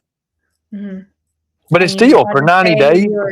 Sorry to dear Mr. Sicko. Did you have to write a sorry apology? No, all I had to do is just say, look, I know that they're there to do their job. I was out of my mind, and I'm sorry for hurting those police officers. And the judge, they took it as, a sincere apology. And he said, well, there was, the 90 days, but I was probation eligibility for 45 days. And, but still I had to hold on Kentucky. So that was out the window anyways. So what I did, they said, you gone. So what I was smart about it, So what I smart about it, I knew I was going to go to jail. My lawyer knew this. He said, hold up. Let me get the extradite warrant. So to be able to extradite me, right? I signed it then and there. That way, all that credit in Massachusetts counted for Kentucky as well. And that's how I did it. Okay. So I was smart by that. Whatever lawyer, he got you off with some crazy loopholes and shit. Interesting. And see, he was Sandy wants to argue that a public attorney and a private attorney. Well, there's a difference. There's a public attorney and then there's a private attorney. A public attorney is appointed by the judge.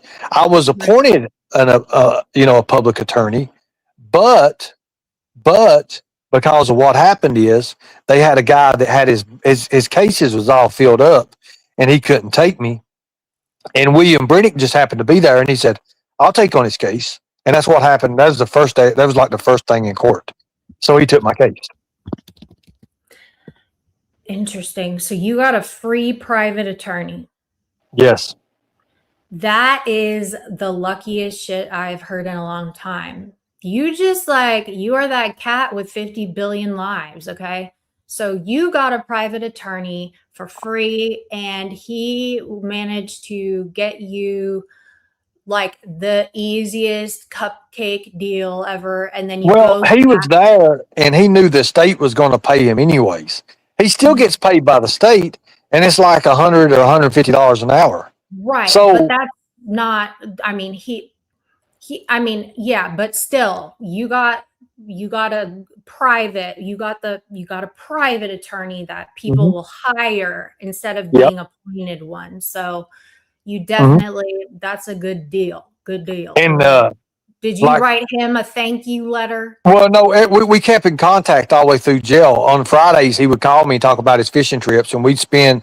See, Massachusetts, when you call people and everything, it's free phone calls. You don't have to pay for nothing. So I'd sit, for a couple hours on the phone with my attorney every other day. And we talk about fishing and stuff. He'd be like, "Yeah, man, I'd love to go to Kentucky and see this and that." We become friends. And the more friends I become with him, the more the more legal things he did for me. Like, like when he got it all the way down to, like I said, I'll do 60 days. And if I would have went back to jail for another 7 days and let the other judge, but he knew the judge, like the judge that would have been the one to give me 12 years or whatever. He was like, I was down in the cell in the courtroom, and he's like, "Look, I don't like this judge. This judge don't really like me." And he said, "Look, I know you're a good guy." He said, "Let's put this off for 7 more days." And he said, "The judge that comes up to 7 more days, I go fishing with, and I can get it done." So that's what we did. And if I ever beat the system, I beat the system. Yeah, I would say yes. I would say you definitely beat the system.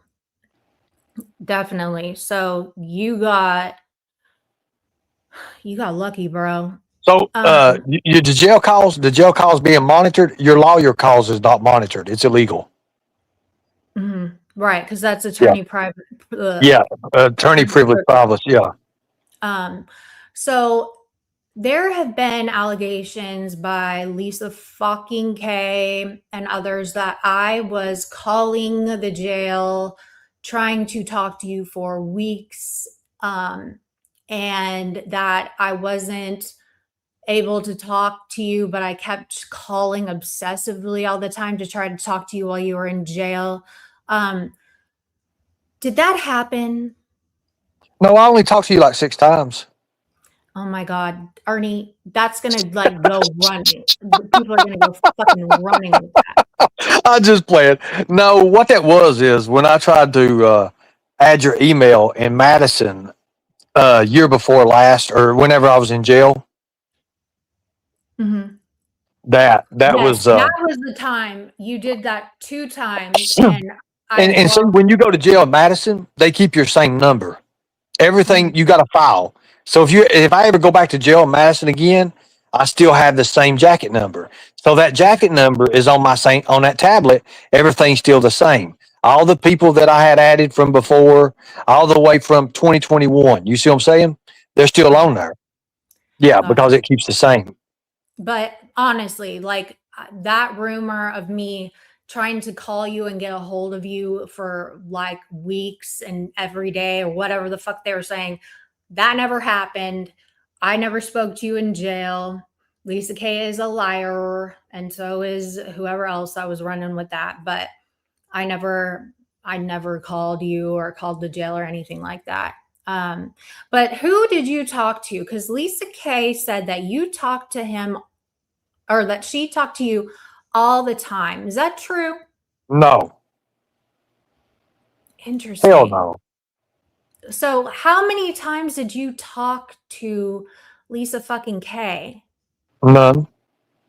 You didn't talk to her one time? No. This is tea, bitch. Y'all, didn't she say that she talked to him all the time? Didn't she say that? Y'all, didn't she say that she spoke to him regularly? No, there was no way. There's her.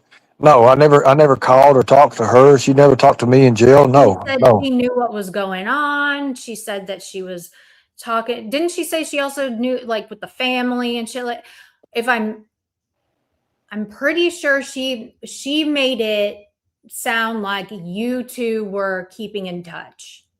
No, there ain't no way in hell. So Lisa K, you lied, and again, I could be wrong, but I'm pretty sure, because she always like says shit like that, makes shit up, like she knows more than anybody else. She's got to be right. She made it sound like she was talking to you. Did she talk to your family? Not that I know of. Okay. My family's pretty much done with her, literally. Like they see through it. They see through it now, and it just took them a while, just like anybody else. But I don't think she talks to none of my family now. Mr. Nobody, did she say, I don't want to get this wrong because then I'll get even more dissertations of wall posts of her talking to me, but did she say that she spoke to Ernie, that she was in contact with Ernie, had talked to him? I'm pretty damn sure she did. I had no reason to talk to her because, the police pretty much told me, like, this lady had kept on calling and, you know, it told her I had a firearm. And that just, to me, the first phone call was Lisa Kay that done that. And I don't care what she says or does. That's the one that said it because that's the first phone call they got. That's why they came for her. Mm-hmm. Maybe she didn't. I'll have to go. I mean, it doesn't really matter. Now, is she still in love with your brother? Oh, yeah. Do they still talk all the time? All the time. Interesting. Well, that's not really interesting. Yeah, I think he sends her like the origami art and shit now that he couldn't make before. Origami? Yeah, whatever. Porigami, whatever it is. Yeah. Okay. Well, that's cool. I'm sure she has, it all over her house, away from where the cats can get it, I don't know. I'm sure she has like a Shelby Shell shrine somewhere, but Probably. I could have swore that she said that she had spoken with you, but I could be wrong, Lisa. So please don't go nuts on your wall posts. Okay. I'm saying it now. I could have been wrong. So then you get down, your lawyer figures all that shit out for you up in Massachusetts. You guys become cool. Your friends. Tell you, we literally sat on the phone and I'd have a notebook and I would draw up things I was going to ask him. And he would be like, hey, how is this going to go? We're going to do this. We're going to try this. Because literally I was facing 12 years. They wanted to give me like 2 years on each one of the officers. There was 6 officers and a security guy or something like that at first. They wanted to give me 6 years on that shit, or 12 years, 2 years, 2 years on each one of them. They was wanting to give me 12 years. And I said, that's bullshit. This would never happen down south like that. And then finally it just came out like his buddy was they go fishing and shit like that together. And he's a big fisherman. And he said, just hold off 7 days and then I'll get this taken care of for you. And he did. He did everything he said he'd do. Until this day, man, I mean, that's one of the greatest lawyers I ever had. Yeah. And it seems like you guys might have a fishing trip down the road. Who knows? Oh, I still got his number. I still talk to him. Yes. I mean, if you guys sat on the phone for hours, like that's pretty badass. I mean, and you weren't getting charged.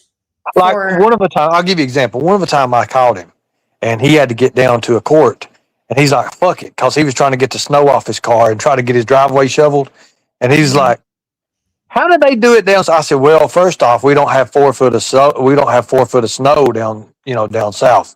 They literally have 4 foot of snow up there. So it was bad. And then he would just tell me, he said, the laws here is you got to keep the sidewalks. You got to keep the sidewalk shoveled. It's against the law not to have. He told me, I learned a lot about the law up there. He would talk to me all the time. And, the big surprise was I was supposed to go to court. When I went to court, I was down in the, how like they hold you down in the cell in the courtroom and the lawyer comes and talks to you before they bring you up. And he found out that the judge that he didn't like was going to be there. And he came straight down and talked to me. He said, look, I'm not even going to bring you up. We're going to postpone this. And he said, we got to postpone this. I got to make some calls. And I said, okay, I trust you on what you want to do. He said, I don't like this judge. This judge don't like me. And sure enough, after that, he called me from jail and he said, I'll be coming to visit you. And then I got a visit from him and he come back and he said, I got it hook, line, and sinker. We got this. And I said, okay, I trust you, Next time I went to court, sure enough, the judge was there and he was all, just goody and everything with it. All that all that was good. Everything went great. Everything, even the prosecutor was sitting there, blah, blah, blah, blah, blah, blah, blah. No, he listened to everything my lawyer said. We had it all planned. We knew when to hit him with accomplishments. We knew when to hit him with the certificate. We knew when to hit him with all that. And the judge was listening, and he didn't listen to nothing the prosecutor said. Prosecutor said, well, we want 2 years. And then my lawyer come over there, and they had the paper showing 2 years. I said, I'm not doing 2 years. I said, I'll do 60 days. And he said, okay, what we'll do is, he went back over there. He said, I'll bring you back up. He brought me back up. And next thing you know, it was down to 90, to 90 days. He said, just do the 90 days and get it over with. He said, you almost got it done anyways. And I said, okay, cool deal. And I said, well, I'm doing this. I said, bring me the extraditing papers. And he said, oh, yeah, we got them too. So all that time I did in Massachusetts counted for Kentucky. And that's how I got it all finished. Mm-hmm. Okay. So then you go down to Madison, you're booked back into Madison. Did you see the monk again? So here's the thing. When I got out of there on the 15th, I was late, and they usually let you out about 9 or 10 o'clock. I thought they was just going to let me out. I didn't know Kentucky was waiting. I didn't know the U.S. Marshals and U.S. Corrections was waiting on me. Right. So when I'm in the changing room, I'm changing out and everything. And they're like, well, you got this Bridgewater stuff. You're going to keep? I said, I'm going to keep my Bridgewater stuff. They're like, are you sure you want to wear that on a plane? And I said, on a plane? He said, yeah, the marshals are here to take you. And I was like, fuck. Back to Kentucky? Yep. Mm-hmm. So then I knew, I was like I was giddy. I was like, I can't believe I'm out. I'm going to be up here. I got all this shit planned to do and everything. I'm going to go to California. I was going to leave from there, go to California, everything. So I go across the hallway and go through the booking area. And then there's the U.S. Marshal and there's U.S. Corrections guy. And they're like, okay, we need you to put this hoodie on. Stick your hand through the pockets. And then they cuffed me through the pockets. And then you take the plane ride, and then you get down to Cincinnati. I got to Cincinnati, Ohio. And then from Cincinnati, Ohio, they got in an unmarked vehicle and pretty much took me to Madison County. Okay. So then when you get there, you go back in. Did you feel like you were home? You knew the people, they all knew you. I mean, because you are definitely, I mean, you said before, like, you're definitely famous down there. You're a public figure. So they knew who you were. Oh, yeah. Everybody in Madison already knew who I was. Let me answer this question. Michelle, I'm not on paper. There's no 2 months. There's no nothing like that. And the thing with Arkansas, everybody's like, oh, you got Arkansas. Well, if you pull the stuff that Dejan brought up, can you pull that up? I don't have it with me. Okay, so but if you pull that up and you look at the charges, the fines and everything, if you go down through it, you see a word, you see the 2 words, it says no sentences. That means no jail time. Okay. I'll look that up. Yeah. Okay. So I get down to Madison and they're understaffed. Madison County only have 1 or 2 guards. They're failing big time. And we sit out there. They don't even know the marshals is out there. Nobody knew anything because they're not allowed to disclose even to the jail that they're bringing somebody. So for security purposes. So I'm out there and they're hitting the button. And because marshals are in regular clothes and, they're unidentifiable, the vehicle is. So they send one of their guards out. They only got another guard in there working. And then he's like, can I help you? Can I help you guys? And then they show them the U.S. Marshals, a badge, all that, the U.S. Customs or U.S. Corrections. And then they say, well, we're going to have to walk him in by foot. So they walk me in by foot, set me down, and then pretty much the process starts. Mm-hmm. And then everybody was excited to see you. Were people like, what happened? Were disappointed? We thought that you had reached your enlightenment with the monk. And, how did they respond to you? There was no monks or nothing. They're not on this time. No. Not at You all. made friends with a monk. Remember, he was like your inspiration. Yeah, And but he was gone. He's gone now. He wasn't in jail again. Like, no, when I got there was a couple people that was in the jail again, and I was in last time. But I got to see while I was in jail that it's like a rotation kind of effect. Like Mhm. people come in and they stay on the system. Like they're in and out of jail, and like I'll give you an example. While I was in Madison, there's people that was getting out of jail, and you could hear them. "No, I'm not coming back here again. I'm straight. I'm doing this." And 3 days later, they's back in for the same shit, like Right. literally in the same cell. And I'm like, "What bring? You would never believe that bitch done me this way." Da da da da da da.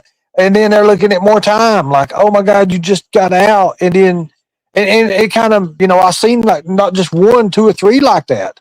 And then it kind of put in my mind like everybody would talk, "Oh yeah, I know this and this," and there's the same old people over and over in jail. And I was like, Mhm. "Nah, that ain't what I want. I ain't gonna be Yeah. like that. No." Yeah. So the recidivism rate is quite high in that jail. Yeah, Um, and what's really sad is when people are walking up to you and they look like they're good people and everything, and then they'll be like, "Man, I just can't believe, man, if they'll offer me 10 years, I'll take it." And you're like, "Fucking 10 years, mm, mhm, dude? What did you do?"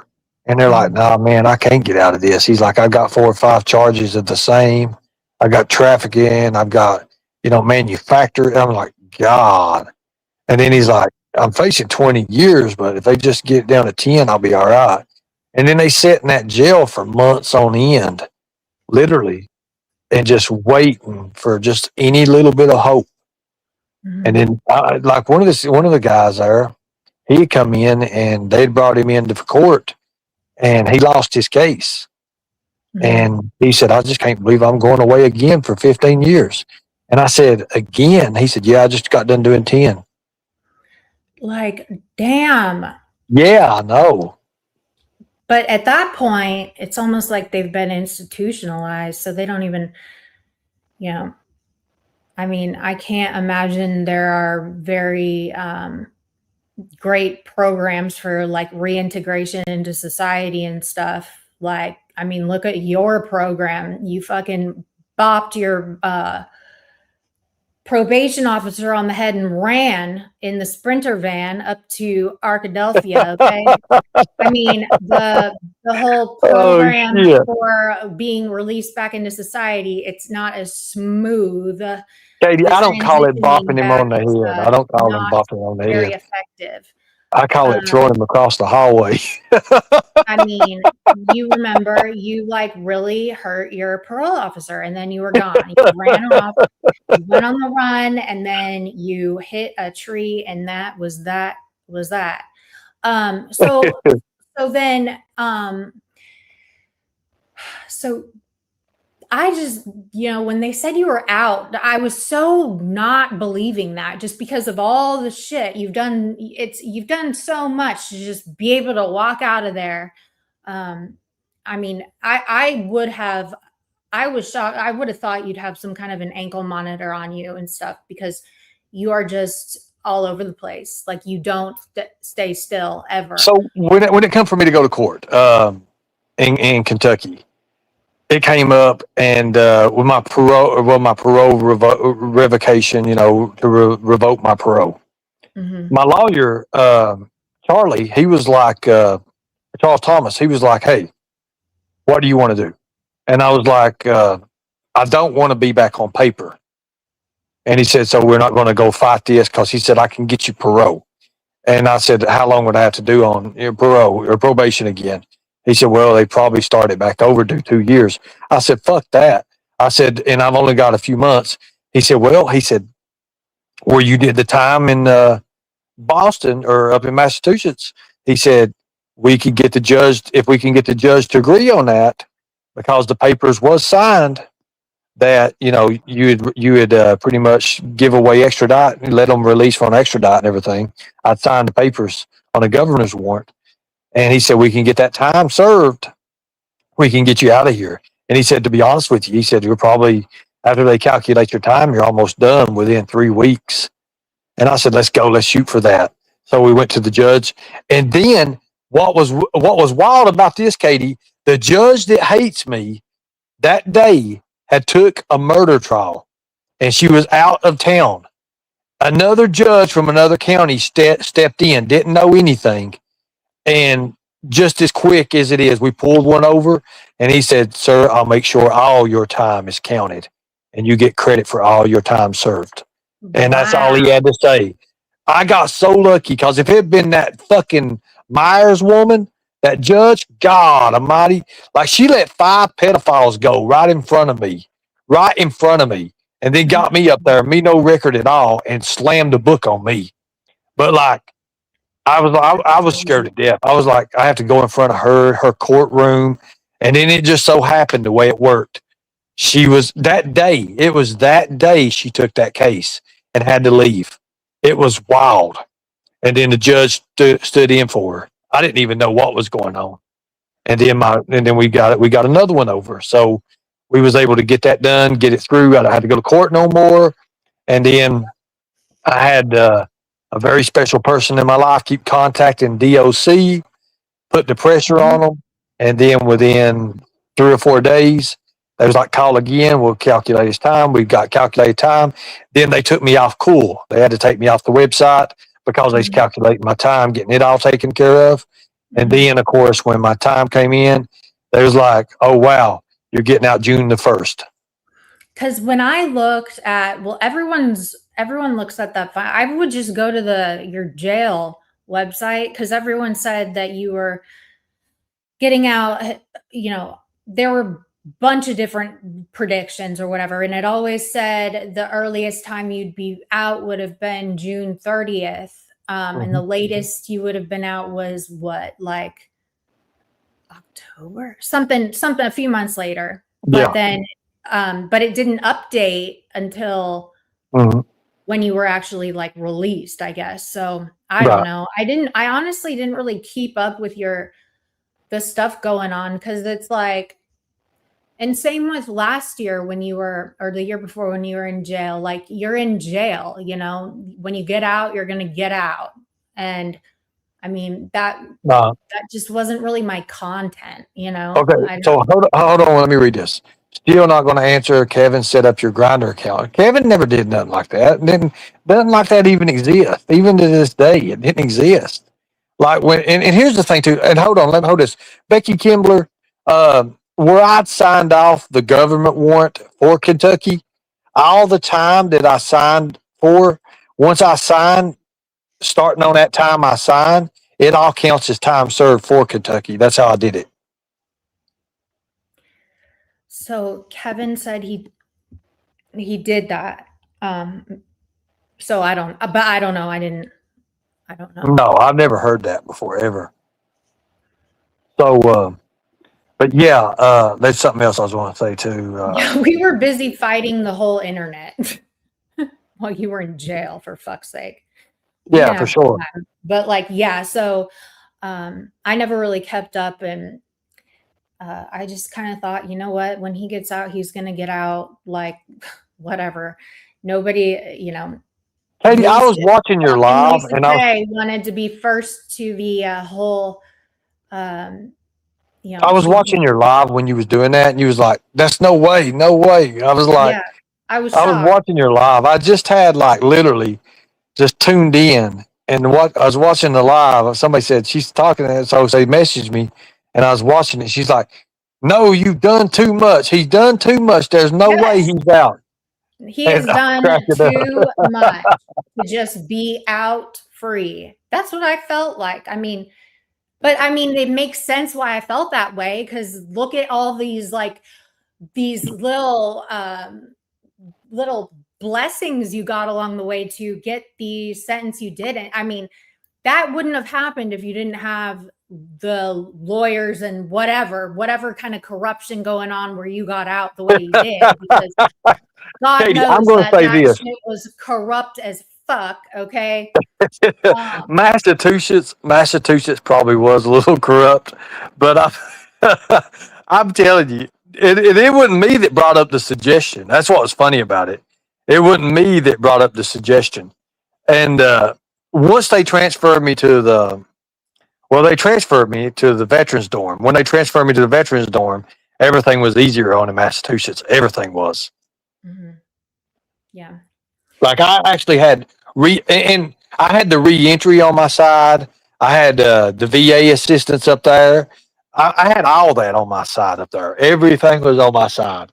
Like So, will you explain the whole you got your veteran status back, because that really, I'm surprised that certain people are not really hounding you about that, considering, well, they can't no more. Here's the thing. You have to have an upgrade status. Now, the cutoff is a 15, like usually a cutoff's 15 years from time being out of service. Mhm. However, you can go back and you can keep requesting. When you're in jail, let's take this. Massachusetts is one of the biggest places for the VA. I mean, it's all about the VA. Everything. They've got VA assistance programs. They got VA housing stuff. They got VA things in prison. They got dorms that are made for veterans. And all you have to do is prove, showing your DD 214 or your NGB 22, whatever. But now, when you get a characterization, it's a DD 215. So I learned a lot. I learned a lot from it. Okay, so the new character unlocked is you basically reapplying, saying that you were discharged unfairly, or something, there was an error or something like that. So So Angelo wanted everybody to believe that I never went to basic training. And that's why I always held my ground and I shut up because I knew that it would come out one of these days, that I could prove it and show everybody that I did. Well, here's the thing. When you get a characterization upgrade, like a lot of people go for it. A lot of people go for characterization upgrades. And when you get that, it's something to do with I've never really heard about it, how it was. Instead of getting like a DD 214, it's a DD 215. And it upgrades your status. And my status has been upgraded. However, I still need to see somebody over it to get my VA card and everything. And I'm not done that yet. I've not had time to even do that. Mhm. Okay. But I plan on going back up toward New York and everything, getting that done, getting everything done back again. And then I'm going to post it. And I'm also going to post my, now that I got my credentials and shit back and everything, I'm going to go to the hospital, the Springfield Hospital or whatever, Hot Springs Hospital in Arkansas, and pull all my hospital records and show everybody what that vehicle crash done to me, because it broke me up bad, just to prove it, show you all the damages it was done and everything. Ernie, you were in that hospital acting a whole fool. You said that your whole 20 ribs were broken. You were saying you broke your butt, you broke your orbital, or what was it? The O bone or Just something? wait till you see the paperwork. You'll see what I was broken, and you'll be surprised. I had lacerated liver, bruised up kidneys, clavicle, my leg, Clavicle, remember that. my clavicle. On my right side, on my right side, 4 of my ribs was broke. All of my ribs was broke on my left side. Yeah, there was The a lot. O-ring. Yes, The O-ring. and I still have trouble out of my hip joint. Yeah, I still have trouble out of that. Because Yeah, then you I were mean in the that was bad. walker. I remember this. You were in the walker for a minute, and then you met And here's the thing. I could have still been in that walker, but when I went to Florida, I upgraded it to one of those push like walker things. It's got the wheels on it, and you know, everybody. I was in this little camp thing, and every time I would go, there were other older people there too as well, and they've been on their walkers forever. And finally, my buddy, I had a friend down there, and he was telling me, he was like, "Look, man," he's like, the longer you stay on that walker, the longer it's going to take you to come off of it. And finally, I donated my walker to somebody less fortunate down there, and I just started walking. I couldn't walk. I mean, I barely could literally, I barely could walk. It was like just step by step by step by step, just barely walking. And then finally, after about a week, I was taking it was getting a little bit faster for me. And then I was Mhm. like, well, I'm going to try to jog and I'm going to try to run. But it Mhm. took forever. I mean, I didn't do the physical therapy like they wanted me to do. And I think that hurt me. That hurt me a lot. But I just didn't have the means to do it. I didn't have the time to do it. I have Right. all the means now. I mean, hell, I have all the means now. I got all my insurances back. I got everything back. I got everything working for me, and have some of the greatest insurance they are. Well, that's good. Yeah. Insurance is I mean, that's good. So you are how long did you do how many days did you do in Madison? Let's see. Okay, so April 15th to June 1st. Okay. And then did you by chance have you spoken to your brother at all or anything like that? No. Okay. Um and then you got released and you did you see Amber or anybody after you got released? Kevin picked me up from jail. Kevin picked me up, and that next day, hell, how was it? I got with my family. Kevin came back a day or two or 3 days later or something. Like we went to a Mexican restaurant. Uh, he took the photo. He done this thing with the photo and everything. And that's the last time I really seen him. Okay. So We so talked. you We never talked saw about your some. sister. We talked about some upcoming projects and stuff we've got. He paid me for an interview, shit like that. I don't know what all we done. So you didn't see your family. Yes, I did. I went and see my mom. Okay. But now so are you not speaking to your sisters? Are they mad at you? I don't speak to one of them now. I speak to my other sisters. Yeah, Okay. Melissa, you don't speak to, I right? don't speak to Melissa. No, Okay. and it's So not my then fault. It's not my. It's not on my. It's not my choice that I don't speak to her. It's probably hers. But anyways, okay. I mean, that's family shit that happens, that's none of my business. not So, saying I don't care for her because I do care for her. yeah. Yeah, but again, that's family business. So, you said yesterday you are now in Georgia Yes, and then you plan on going up to New York, you said. yes, And so are you going to get a job? What are because you were saying last night that you were probably gonna, you yeah. have I'm time. working on that right now. I'm trying to make enough money on YouTube right now. That's why I keep going live a couple times a day, just to get Mhm. everything back and running. And I'm trying to get my health back up too. I'm losing Mhm. weight now. Like when I got out of jail, I was 205. Mhm. I'm 187 now, 190 maybe. I've lost a lot of weight, but I cut You my lost eating down. 15 pounds in 2 weeks. Yeah, I've been cutting my weight down. I've been wearing like garbage bags on my, like literally putting garbage bags on me to, I mean, I've been Like a doing sauna everything I can suit. do. Yeah, I've been doing the damn Epsom salt shit and everything. Wow. So, But I'm losing weight. So here's the thing: when you get off of eating the mhm. jail food's full of carbohydrates, and it's just going to blow you up, like make you huge.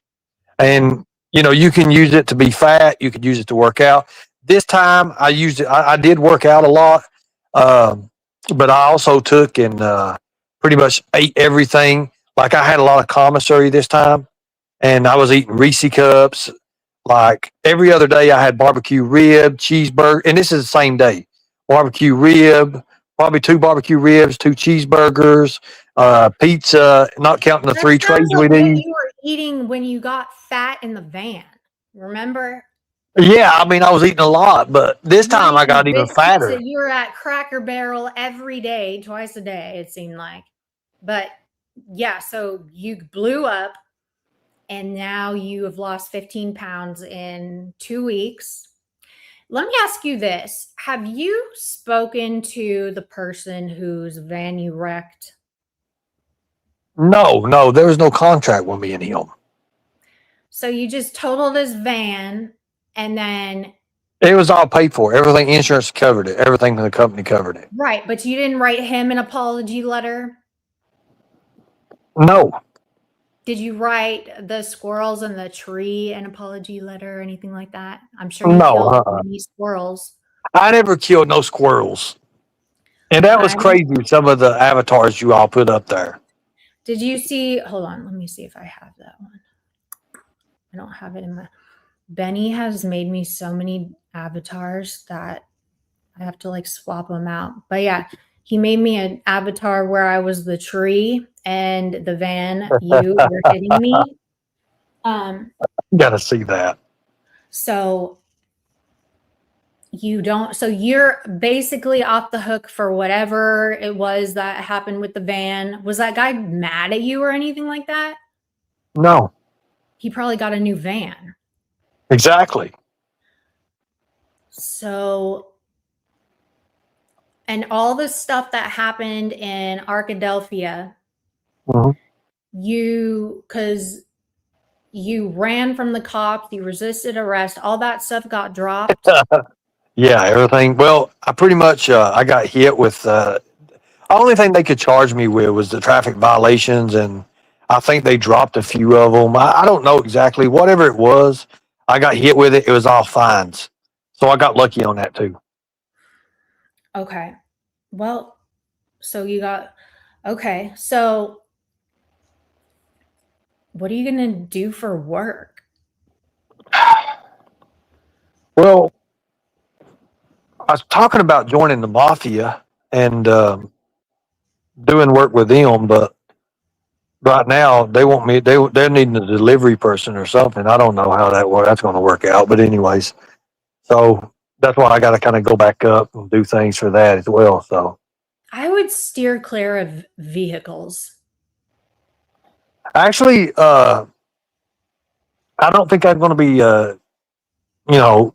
driving the vehicle. I don't really think I'm going to be doing that, even though my license was suspended for 6 months. But I've only got like a month and a half left on the extension. Okay.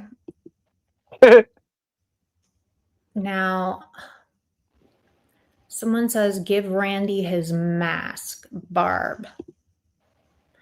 What would you be doing for the mafia? What would you be transporting?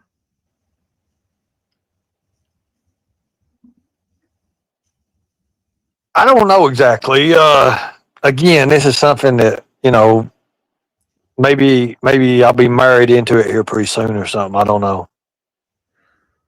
Okay, so your girlfriend is mafia. Okay. So you're going to be a mafia in-law. She's Italian. Okay. Italian. So then,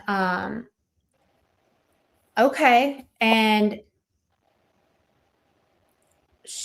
that's cool. Did you meet her? Did you meet her at the kiosk in jail, or like, how did you meet her? No, I met her on Dolly Vision. Dolly Vision. Okay. Is it Yeah. PCT? No, hell no. Okay. You never No, know. when we did a live over there, and it was me. I think Benny Keys was over there, and Dolly, and she just seen me in the chat there, and then she come over to my channel, and then we started talking, and the next thing you know, she met me. She met me. She took care of me in jail. She did everything pretty much. Okay. Well, And that's cool. she runs I think it's like a $2.5 million business a year, and it's good. That's like a sugar mama pretty much. I wouldn't say it's a sugar mama. She's beautiful. Sugar mamas can be beautiful. It's all about the money. That's what a sugar mama is. So no, I'm not. Makes I'm not money. really. No, not really. I mean, it's we're going to help. She's going to help me with the child predator program thing. And that's awesome too. She knows, well, she's got a lot of connections and stuff. She's great at what she does. She's great at bookkeeping. She's great at like managing companies, and she knows how to reach out and do like charity drives, stuff like that can bring in a lot of money because she knows a lot of people. Okay. Awesome. Awesome. Well, I mean, I encourage you to not bring her to this platform because you know what happened with MAGA. Well, she's already on this platform. Oh, okay. So she's like people know her. Okay. Yeah, people know her. Okay. Yeah. Just protect your relationship at all costs. Like she handles everything for me now. She's learning. Well, she's learning a lot about YouTube. She's doing a lot of things with YouTube, learning a lot. But one thing I'm going to do is my buddy that got out. I'm getting up. I'm getting back up with him.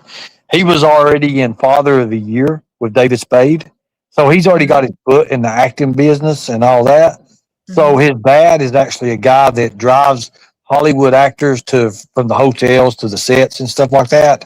Mhm. So I'm kind of going to do like an extra thing first. I'm going to start doing that. It starts out, $150, $200 a day. Get my foot in the door, work myself up from there. That's the thing. But I got to look the part. I got to look the part, and to bring the Predator Hunter gimmick back and do all that. Look the part of that. That's got a lot to do with it. Okay. So you're going to be, yeah, working, getting ripped, I guess, getting healthy. You're going to go back up to New York and I don't know, get your veteran stuff back, I guess. So after your time in So jail, like right now, I'm on a farm right now. I'm literally on a farm. I'm building myself up. We don't have no hay right now. I was wanting to have some hay that way I could work out with hay and stuff, pitch some hay and shit like that. But I have been chopping wood. I have been doing here and doing things here. We've got a few cows and stuff, so it's just a place for me to kind of come and just be, to get so myself you're on back a in order. farm. Or I am on, yeah. do the owners know you're on the farm? Yes, yes. Okay. The Just yeah, making the owner. sure. You never know. Okay. Yeah, for a fact. Yeah, she's pretty cool. Okay. So you are going to stay there. I'm sure. What do you work? And that pays for like your stay there or something? You do that in the day Well, no, like or this are you place just is living there for huge. free? No, look, like I mean, hold on a second here. So this place is huge, like literally. I mean, like there's upstairs, downstairs, like it's 3 stories. It's just like a farmhouse, literally, and it's everything. I'm just here by myself right now. Nobody else Mm-hmm. is here, so I'm here by myself. Mm-hmm. Um, I mean, it's peace and quiet right now. Mm-hmm. Nothing to worry about. I mean, I got a cat named Tigger, and I, there's a dog outside named Mikey, and got a little puppy somewhere running around. I think it's upstairs. But it's just easy going, literally easy going, and I mean, I'm wanting to wait, for more and everything, but I'm just waiting right now for all my stuff to come in. I got a lot of mail coming in right now, and getting all that together so I can get ready to get my money ready to go up, and I'm gonna probably start working up there. Now, people in the chat want to know, are you at Southern Girls? Why would people think I'm at Southern Girls? I don't know. I mean, no, I'm not at Southern Girls. However, Southern Girls is about, she's probably not that far from me, about 10 or 15 minutes. Okay. Are you staying with on your girlfriend's farm? I don't know. No, not like that. No, Okay. not hers indirectly. No, Someone says Tiff. I don't know who that is. no, she was in Clearwater. You mean Okay. Trish? Trish is in Clearwater. Okay. Are you at Brooks Brooke, in Brooke, South so shit. Carolina? Oh my God, this is gonna be a fucking scavenger hunt. Are you with At Brooks in South Carolina. No, not Brooks.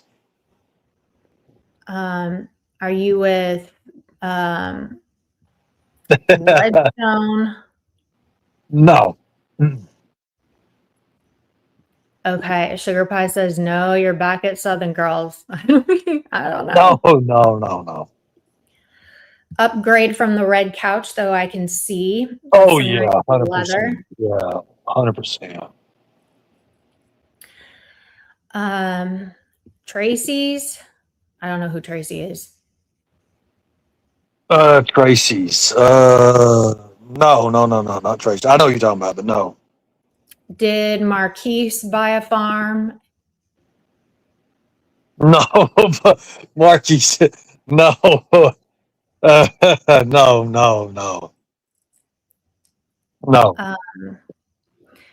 So after these two, you went to jail for what, 7 months, and then you went back. Yeah.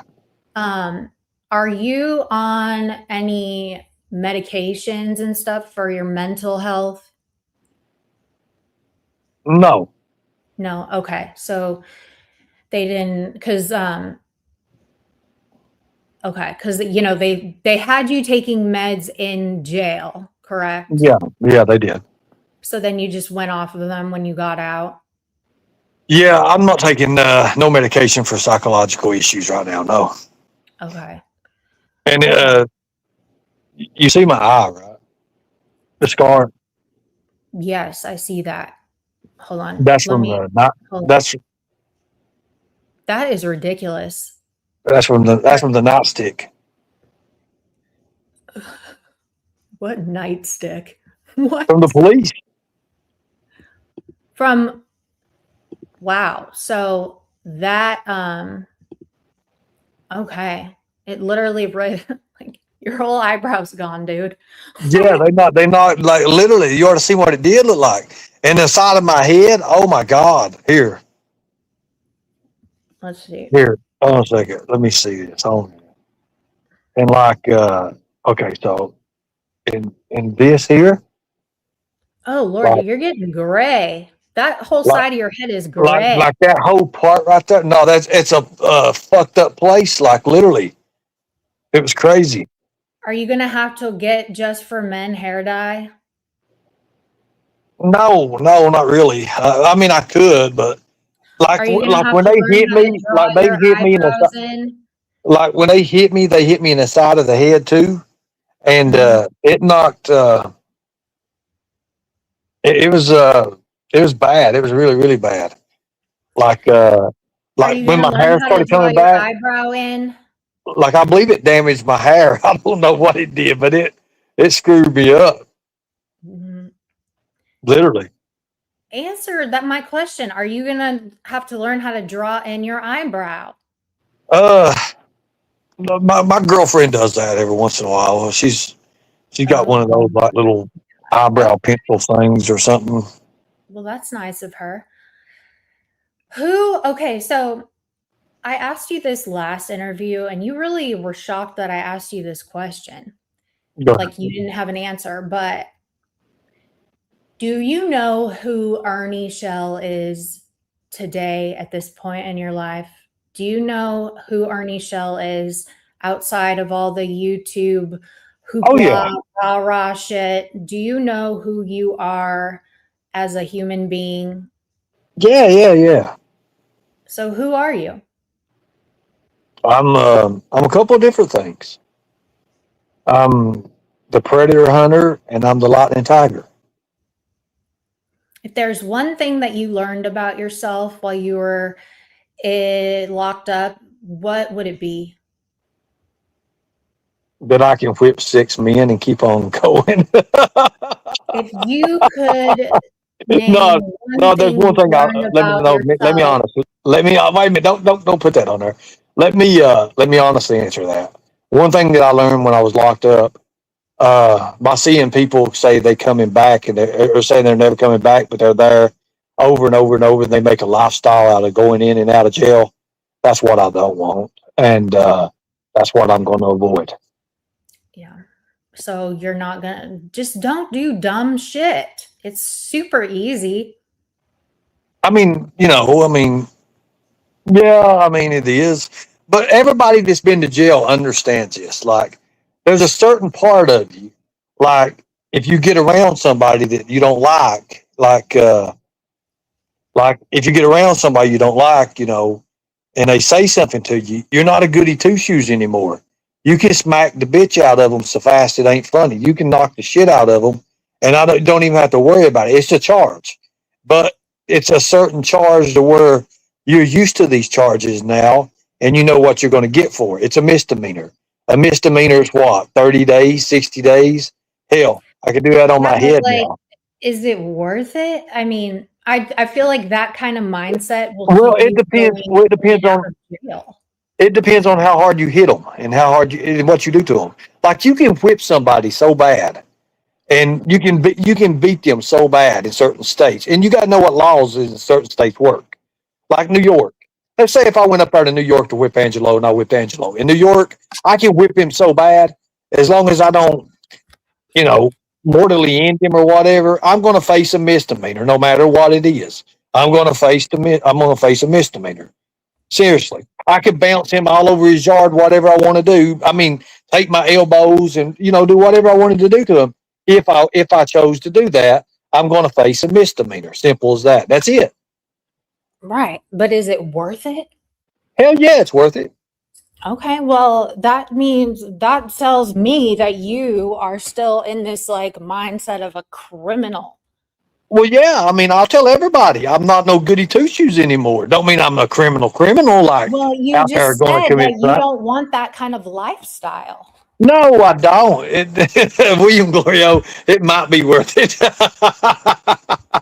Mutual combat. Yeah, exactly. No, but the fact of the matter is, like, I'm not when people, so say somebody comes up on me now, like used to, I'll be like, no, I'll stay away from jail or whatever. But like, if I look at it now, I mean, all my good days are behind me. Like, all the things I used to do and wanted to do, and when I had the license, I can't do that no more. I have to work under the table for this, have to work under the table of that because of a felony. Then, yeah, you can ask anybody, is it worth it? Hell yeah, it's worth it. Hell yeah, it's worth it. But, would I do it? No. Unless a time came to where I could do it. Yeah. Okay. Well, but I'm just saying, Katie, I'm not going to cower down. I'm not going to just say, I'm not going to do this, not going to do that, because there may come a time where, we may be in the same area and it happened. It might happen. So I can't just say it ain't going to happen. Yeah. I mean, I guess not. You can't really. But I don't know. I just think. Hold on, let me say this. Off people and, Hello, Sally. How are you doing, Sally? I hope you're doing well. Or not Sally, but Sandy. Sorry about that. Hey, Sandy. Warning name. Sandy got to really put the hammer down on your ass the other night. And I loved every minute of it. Did you guys make friends? She's the new tiger. She's actually going to be a tiger tomorrow. Okay, I got a live schedule. She's going to be inducted into the sister wife. Well, there's a lot of training you got to do to get. I mean, for her especially. We'll put her in a group, and see how she does. And if she, people in the group, the field scouts or something, we'll see how she does and how she goes from there. And then if we see that there's something that she's got extraordinary and, she's good at things, we'll put her in the appropriate chambers. Now, were you just trying to troll her and be annoying when you said all that shit about her? With her job and stuff, because that was not cool. Okay? Oh man, I knew that she was watching the whole time when I said that. I knew that it would light a fire under her ass. I knew it would take her 2 hours, 2.5 hours before she would come up I knew all of that. I knew everything what was going on before it was even going on. I knew as long as I could get her up there and start talking, I'd make $350, and that's what I did. So, okay. So that was, she said she wasn't watching, idiot. I Is what mean, she she can say, said. she can say whatever she wants to. I still made $350. I don't care. I mean, hell, money's money. Good for you. It is money's money. Money is money. But anyway, so what else? Does anyone in the chat have any questions? Because I feel like I got most of my questions asked. He played his fake flex and didn't show. You were an hour late, and did you not notify her of that? Because that was I know. rude. Look. Here's the thing. If anybody wants to call her, her number's online. They can call her and notify her. I didn't have her number. I didn't know how to call her. Didn't know how to talk to her. I was busy with my lawyer that day. Obviously, it was Tuesday. I was busy with my lawyer that day. I was just getting in.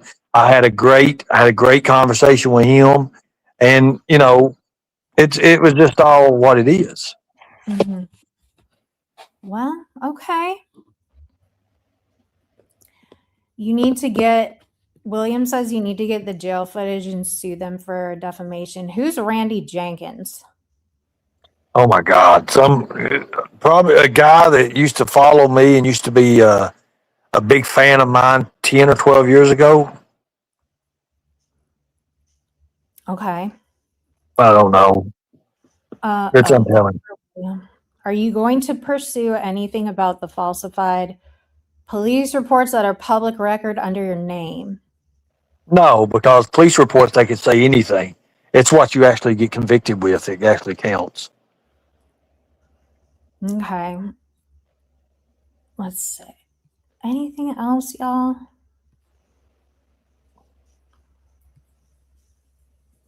I'm looking.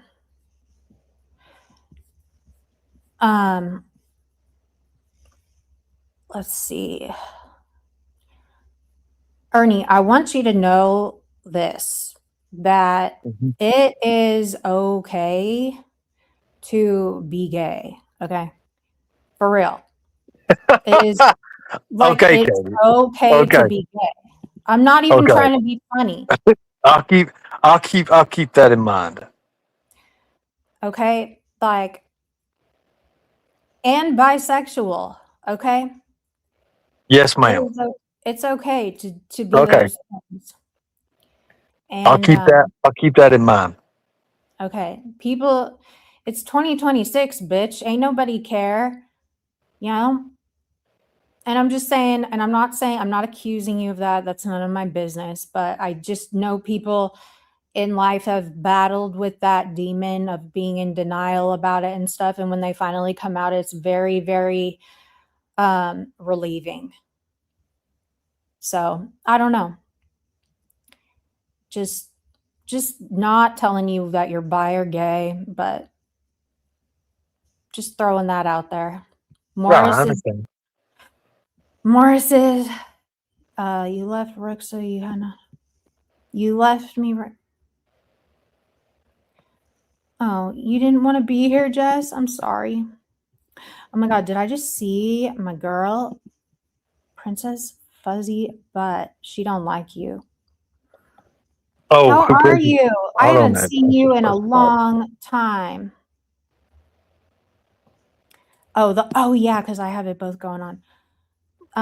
Chris said to him, every time he visits, he left early. He knew Chris. No need to deny knowing him. And if you knew Chris from beforehand, I mean, let's say this. If we're going to go that route, let's say this. What got me is the interview that was done with Clean Urine Stash. mm-hmm. When he gets out, he goes in, he says, wait a minute, and all that.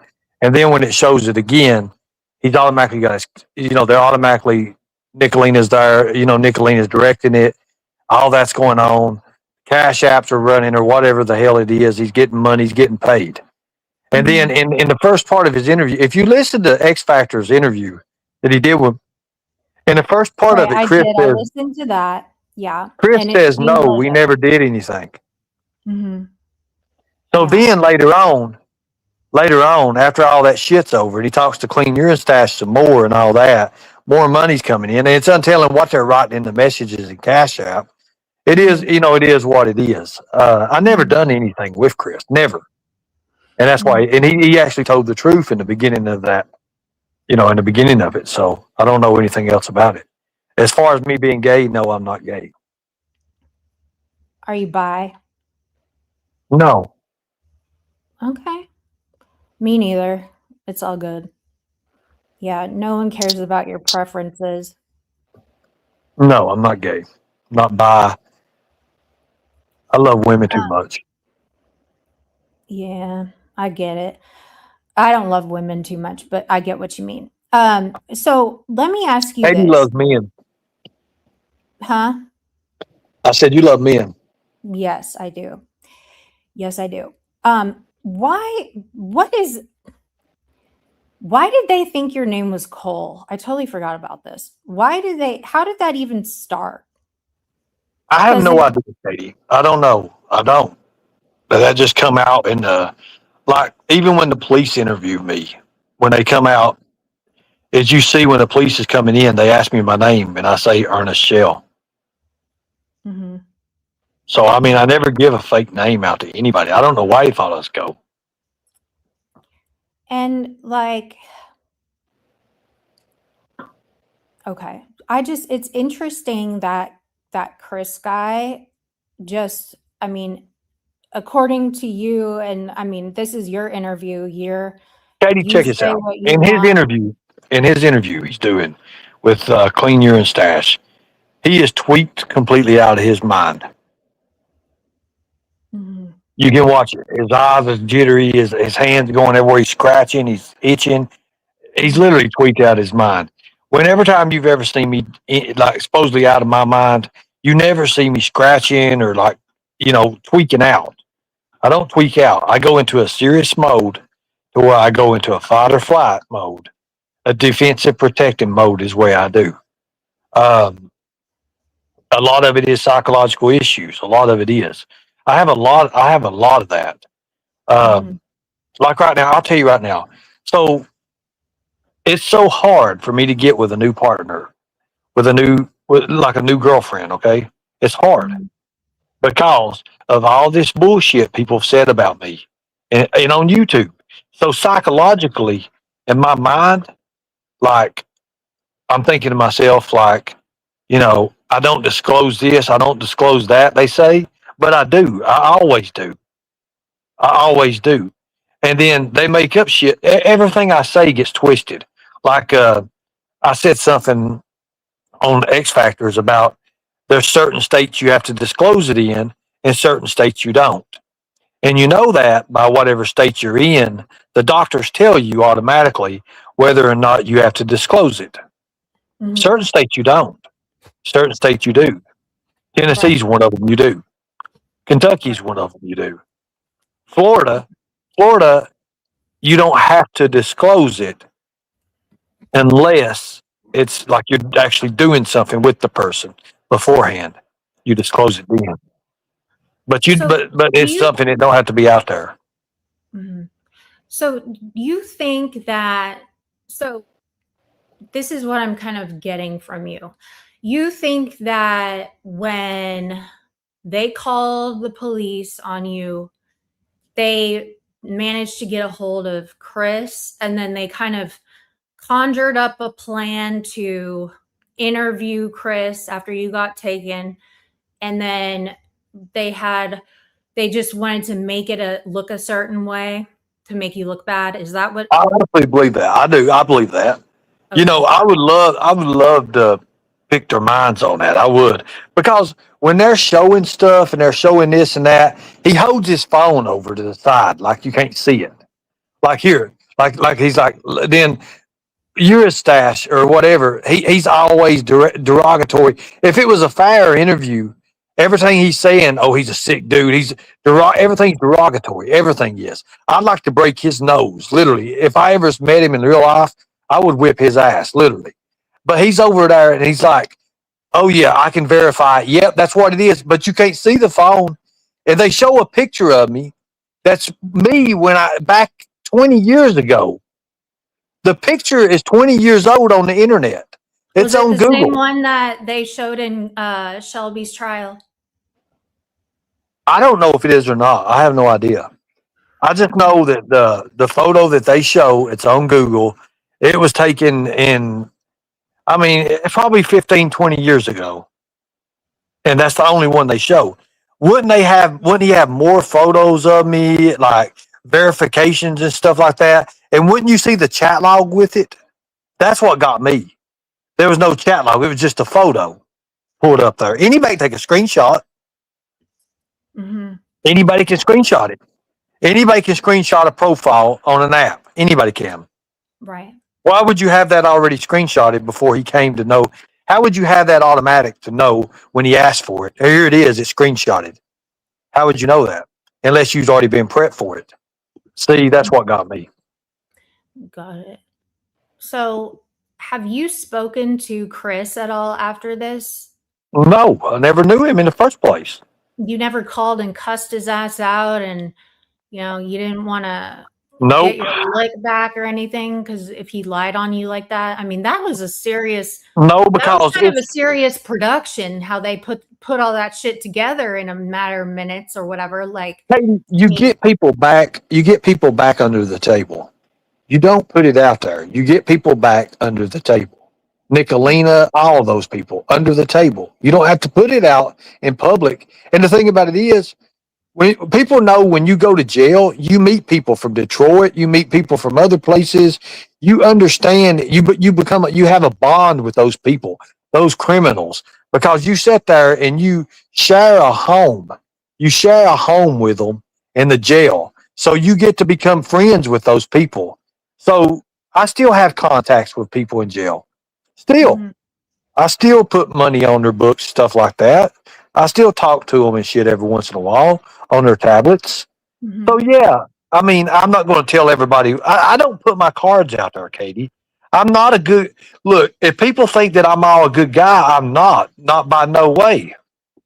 No way. I'm a good guy. Because I can't say that I'm a good guy, because they are some evil shit that I get into and that I do. Doesn't mean that I'm a mean person and want to harm people, but there are some things about me that I do that if people know, they would be like, oh shit, how in the hell? Why would you do? I'm not saying I'm a good guy. I never have after I got my first felony. We know. Like But you said, what are you doing out of jail? You done too much. You don't have to be a bad dude. Like, your actions and behaviors in the past don't have to define who you are today. I mean, you can always be a better version of yourself. That's how we change, We quit doing that same behavior that's, detrimental to ourselves and other people, and clean it up, I've had to do that. I mean, fuck. Yeah, and I'm a controversial kind of guy. I know what content is. I know how to keep people on the edge of their seats. I know how people keep people guessing. So I don't just go and give everything away like that. I would never do that. Have to.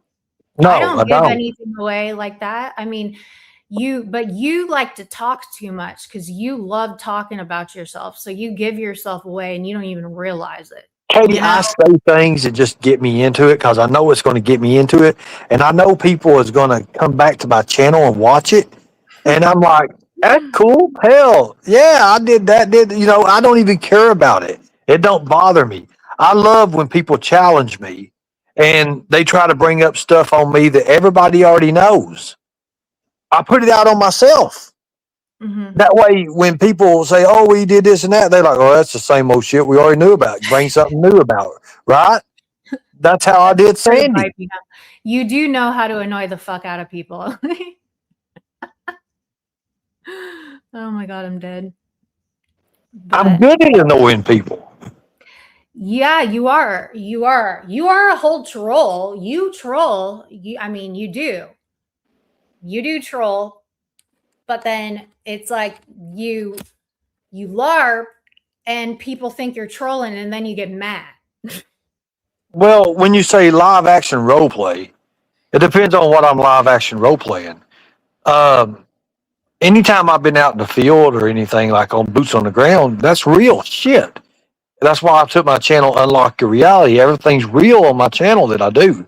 Now, do I joke around? Do I troll people here and there like I did Sandy? Yeah, because the bitch is still talking about it. Uh, Literally. She's over on other channels. But you know me about it. And as long as she's doing that, guess what? People that don't like her, they're going to be over there laughing their asses off. And I know that. I know when she does her little threats and stuff and her 120 uncles and cousins and all this, I know it's all going to be even better. It just makes people laugh. And I know that. And that's why I do that. I so control she's the not going to be a situation. tiger. She's not going to be a tiger if you're annoying her. You know that, right? Hell no, she's not going to be a tiger. She couldn't even be, literally, she, oh God. She Can wouldn't you, pass the tests, the rules and regulations, the tests. She wouldn't she, pass. Is that I what you're like saying? Sandy. Look, I like Sandy. I do like Sandy. But Sandy listens to the Mean Girls. Sandy listens to Nicolina. Everything she got from Nicolina and others. And that's what she brought on me. That's what she tried to use against me. And that's why I was able to swat her down real fast. That's all she had. That's all she could use. And now I'm thinking like, do I really want her back on my panel and just she don't bring nothing to the show. Like when you've got 300 and well, I had 290 people in there, and I was watching as she kept on jibber jabbering as she You was did talking. not have 290 people in there. Stop it. I did too. You can look on the it got to 290 and it went down to 260, but yeah, I did reach 290. I have somebody always watching. Trust me. And when she was on there, and the more she kept talking and running her mouth, and people Mhm. was like, "Does she ever breathe?" And no, she was like a misguided birdo, except for she was slower.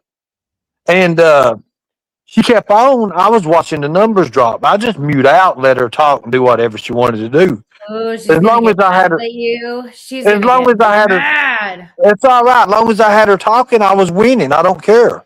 As a matter of fact, I was eating. I had to go. I had to go and get something to eat while she was talking. I left the phone. I just had it on mute. And this whole time, she's making me money. I let her I talk for mean, 6 or 20 minutes. Yeah. yeah, yeah. And Birdo never came up. That was not the real Birdo, eh? I don't think it was. Even Michelle was in chat. All your people was in there like, does she ever shut up? No, she don't. She is a talker. She's spicy. And then what I did, and this is even more, I dug into her skin more. I went, my people looked her up, pulled her picture up from Facebook, and I posted her picture.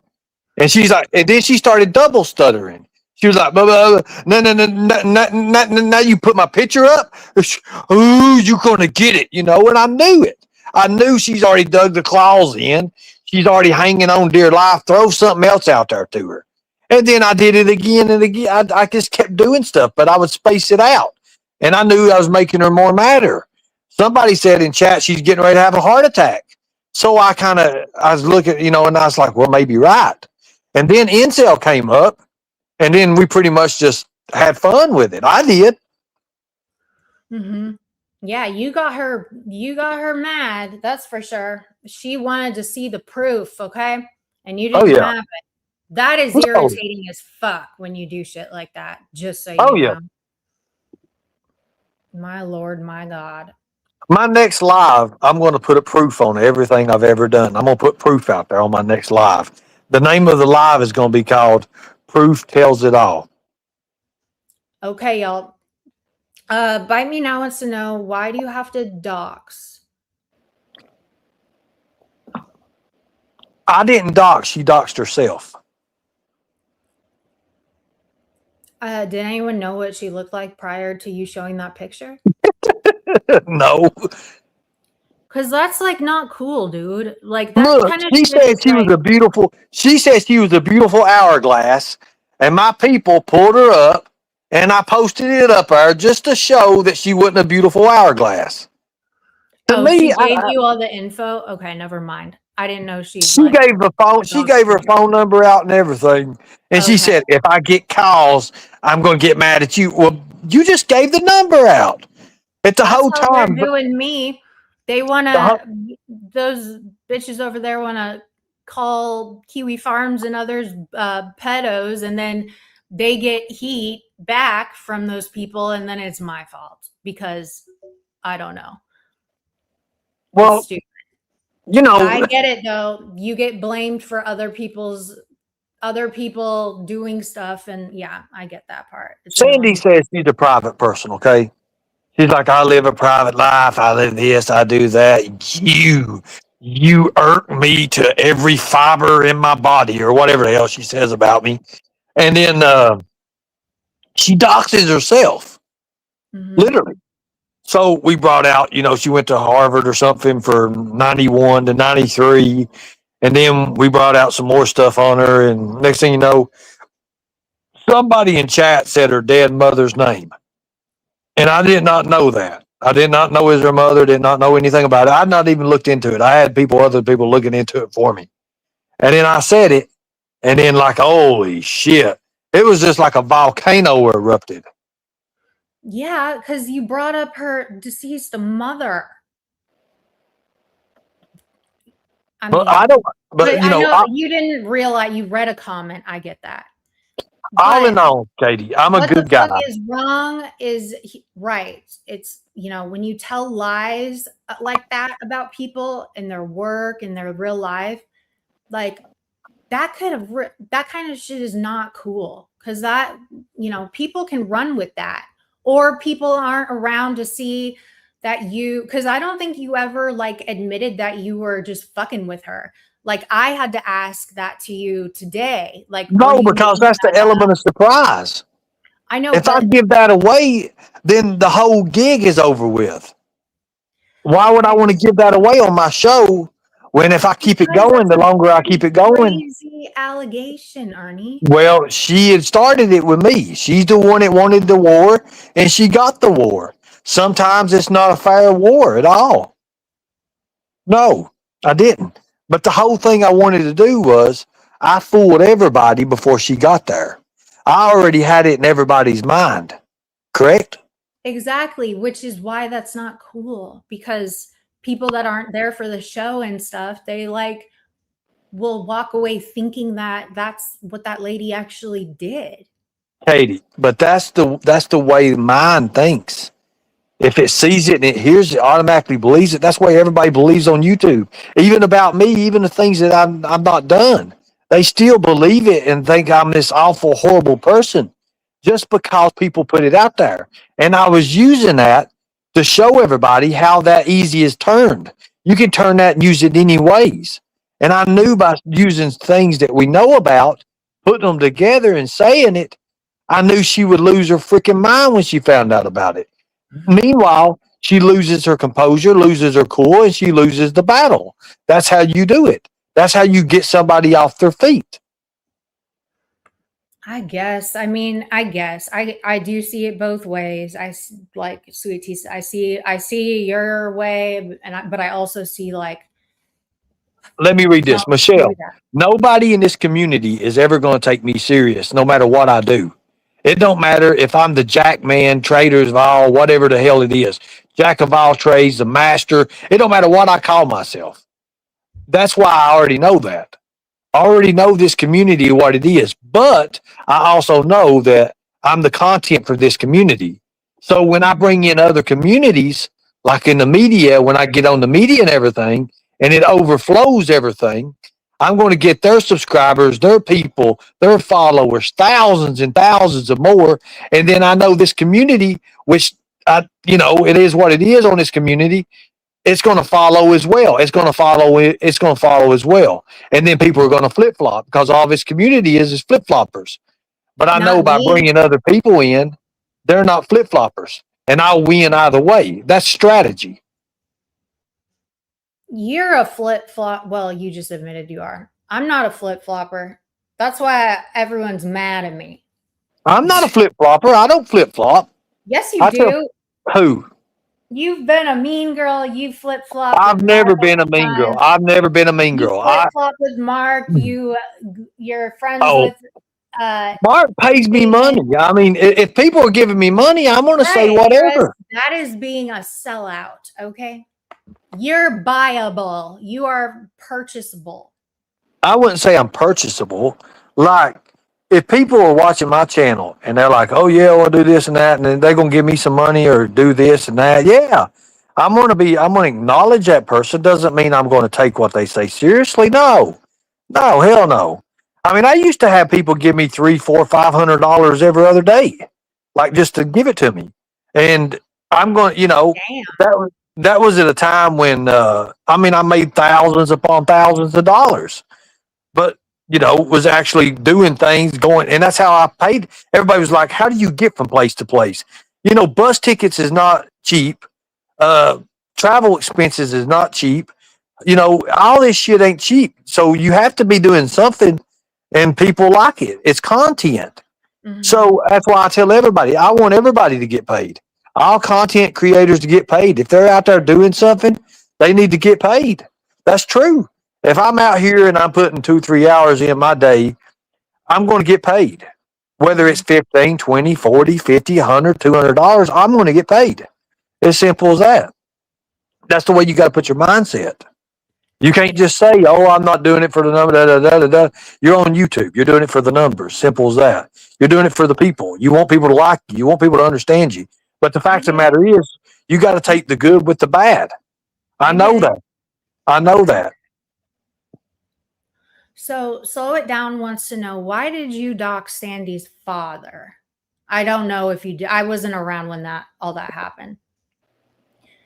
Oh, because it was in the chat and I read it, and they said, "Is so and so going to cam up?" And I said that, and she said, "Now you're doxing my father." Yeah, yeah, yeah. I didn't know what it was. Didn't have no idea. Okay. No, he does. He doesn't pay lawyers. He got a free private lawyer this time. That's why he's out free. He's out on the lam free. So here's the thing. Think about this. Have you ever watched Sword in the Stone? A long time ago. When you was a kid, right? Merlin, King Yep. Arthur, right? Arthur, and he has to pull the sword from the stone, right? Yep. Do you remember the end of it where it shows Madam Mim, No. the But witch I that remember didn't like? Madam Mim. Yeah, the Madam Mim. It showed she didn't like sunlight, right? Yes. Right. Okay, so that looks just like Sandy. I thought that looked like Raylan. Well, Sandy, Raylan, whatever, but it looks like Sandy because can you imagine when she pulls her hair open and she's like, "I hate sunshine," or whatever the hell that is? That's the funniest shit ever. And that's what I was going for, literally. I was starting to make an avatar of that, but then I Oh thought my that's going too God. far. Madam Mim. That is so random. Sword in the Stone. That movie is like old. That's one of the That is the classic. old movies. My God. That is a classic. But so does anyone else have any questions? Anybody? McDonald's sold deep fried dill pickles. They'd be called McDildos. I'm dead. So everybody's wanting to know what I'm going to do next. I'm going to go after Bird, Tyrant Bird. Okay, we don't know who that is over here. Okay, sorry about that. Sorry. No, you're good. You're fine. You're fine. We're not. Yeah, I understand that. That's like the beast or something. You can't say that word. Yeah, he who shall not be named. But okay, you're gonna do that, and then okay, and then Yeah, my sister lives in Colorado. She lives close to where he lives at, literally. I'm going to go visit my sister, and we're going to I'm going to see if he'll do me like he will Tonic the Fox. Okay. And I'm going to put it on live, and I'm going to bounce him around. I'm going to show him he can't do it. I'm just going to show him. I'm going to show him a country boy can beat his ass any day, anytime, any place. Simple as that. Anyways, Michelle, if you want any questions, like I said, you got my email. Just email me. I'll answer any questions you want. I ain't care. I don't care. I don't care about it. Yeah. All right. Well, so, but that's not going to be really a job doing that. I thought you were going to wanted to get gainfully employed. Well, if you're working for the mob, then Well, there's a lot of things I got going on. There's a boat that I could get back on the boat and everything and do deck work and stuff like that. I mean, there's a lot of things. I mean, I don't want to go and do that, but it pays really, really extremely good. I don't want to have to do that stuff. I mean, I will be going out toward the beach somewhere. I'm going to be going to the beach and taking my time and everything. But my big goal is not to go live 2 and 3 times a day. I want to make enough money to start building it up and put it into it. But I know I got to go to work. Ernie, it doesn't matter if you're making $1 million or not. You're going to go live. Damn it, you will.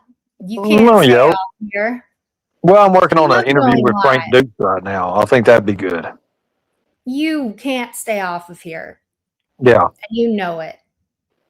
Well, it just depends. I can stay off here. I mean, it just depends. Yeah, when you're in jail. No, I really don't. No, Katie, I really don't have the heart for it anymore. Like, I have passion, but like when I'm just sitting around not doing nothing, it ain't fun. It's no fun at all. I don't like it that way.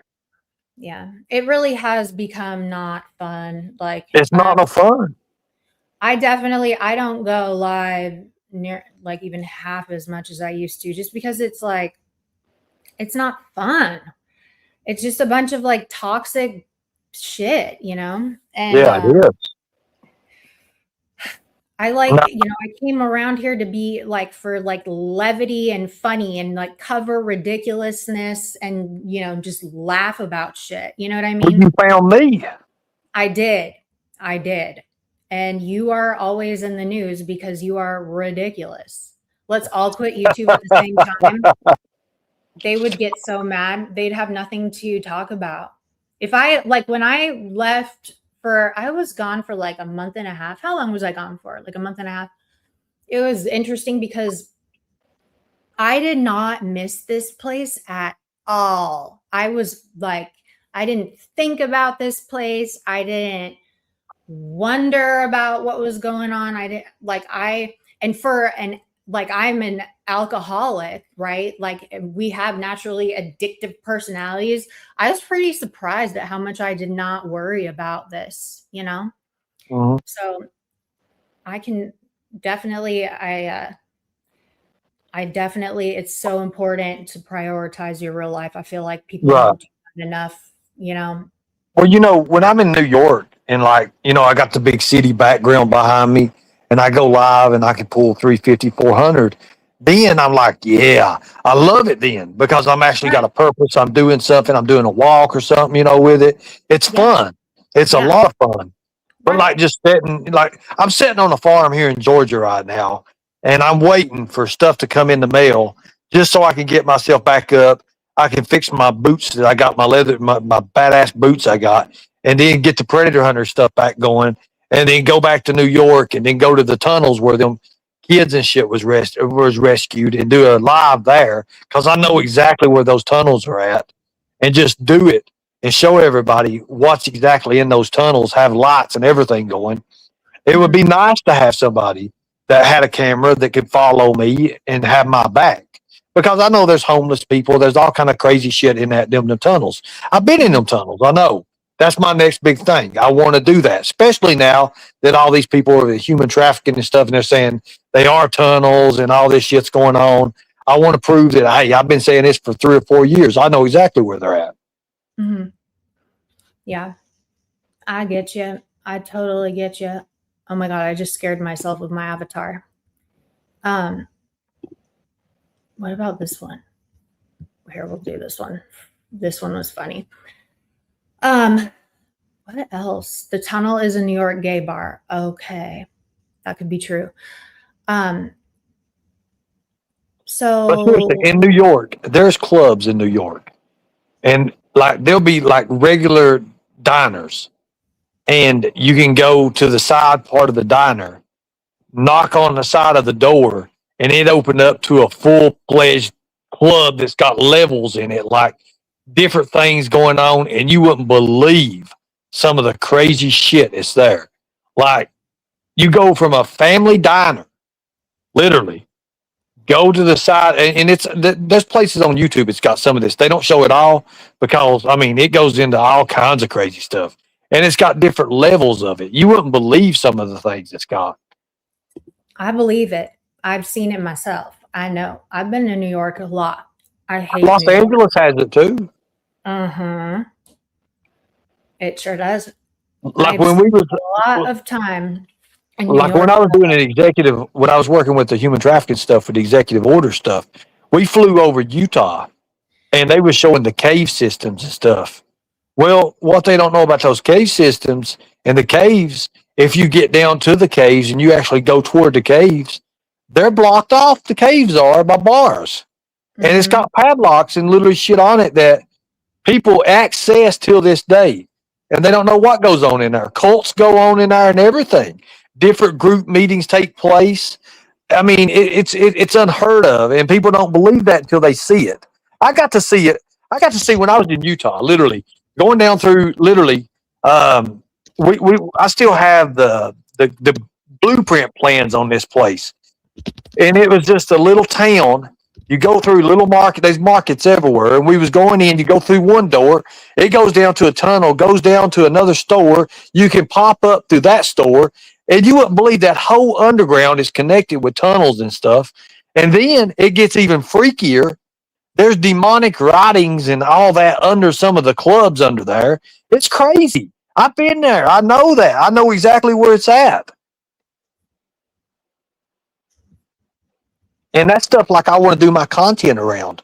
You know, I want to be able to go to haunted houses. I want to be able to do this. I want to be able to do that. You remember the stuff that Lisa and I used to do? No. You don't remember when we would be going on adventures? I wasn't around when Lisa was around. Okay. We used to go around to these places and these abandoned buildings and just crazy stuff, doing stuff. I would love to go back and do Where are that. those videos? They was on my other channel and shit. I don't know. I've probably still got some stuff. I've got thousands of videos that, like for highlight videos, I just not put nothing out. I mean, it just takes so time to download them, get them back up, clip them and stuff. And I ain't no clipping channel. I don't know much about clipping stuff.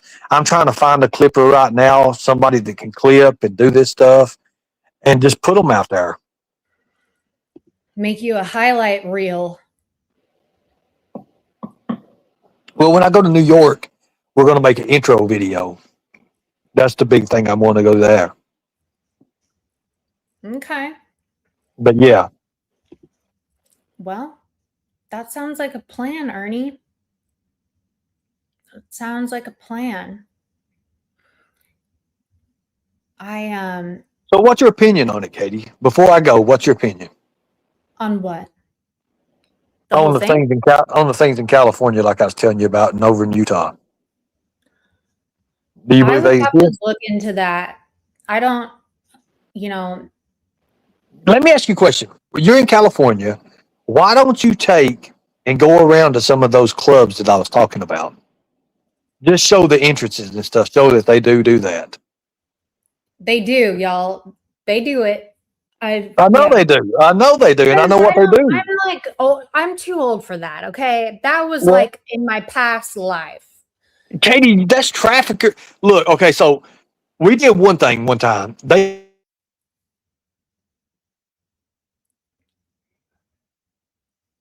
Oh, I'm not going to clubs and shit.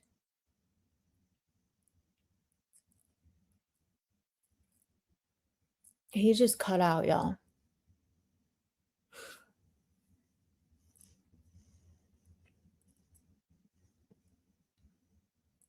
Uh-oh. No, he cut out. Oh. He must have cut out.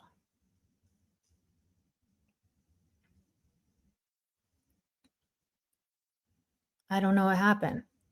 It's the mafia. He's getting DDoSed. They found him. But anyway, y'all, I cannot believe this is the longest live I've done in a real long time. Oh, he gone. He gone.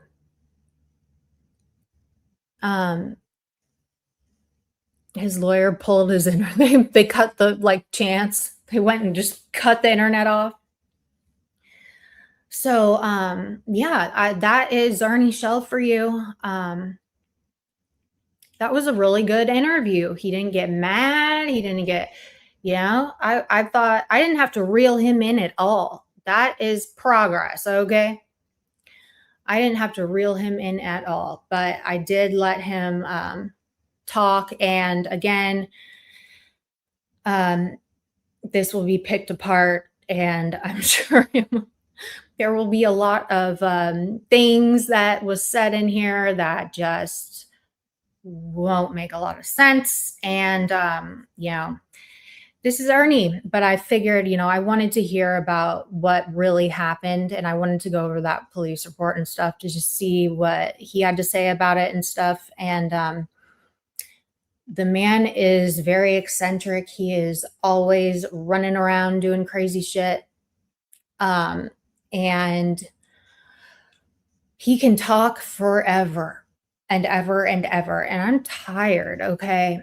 I need food and Reese's and shit like that. So I am going to go, and I hope that this interview was a massive leveling up of what Mama Teabags does in her interviews. This is called professionalism. This is what people should be doing when they actually want a successful interview. Do you know what I mean?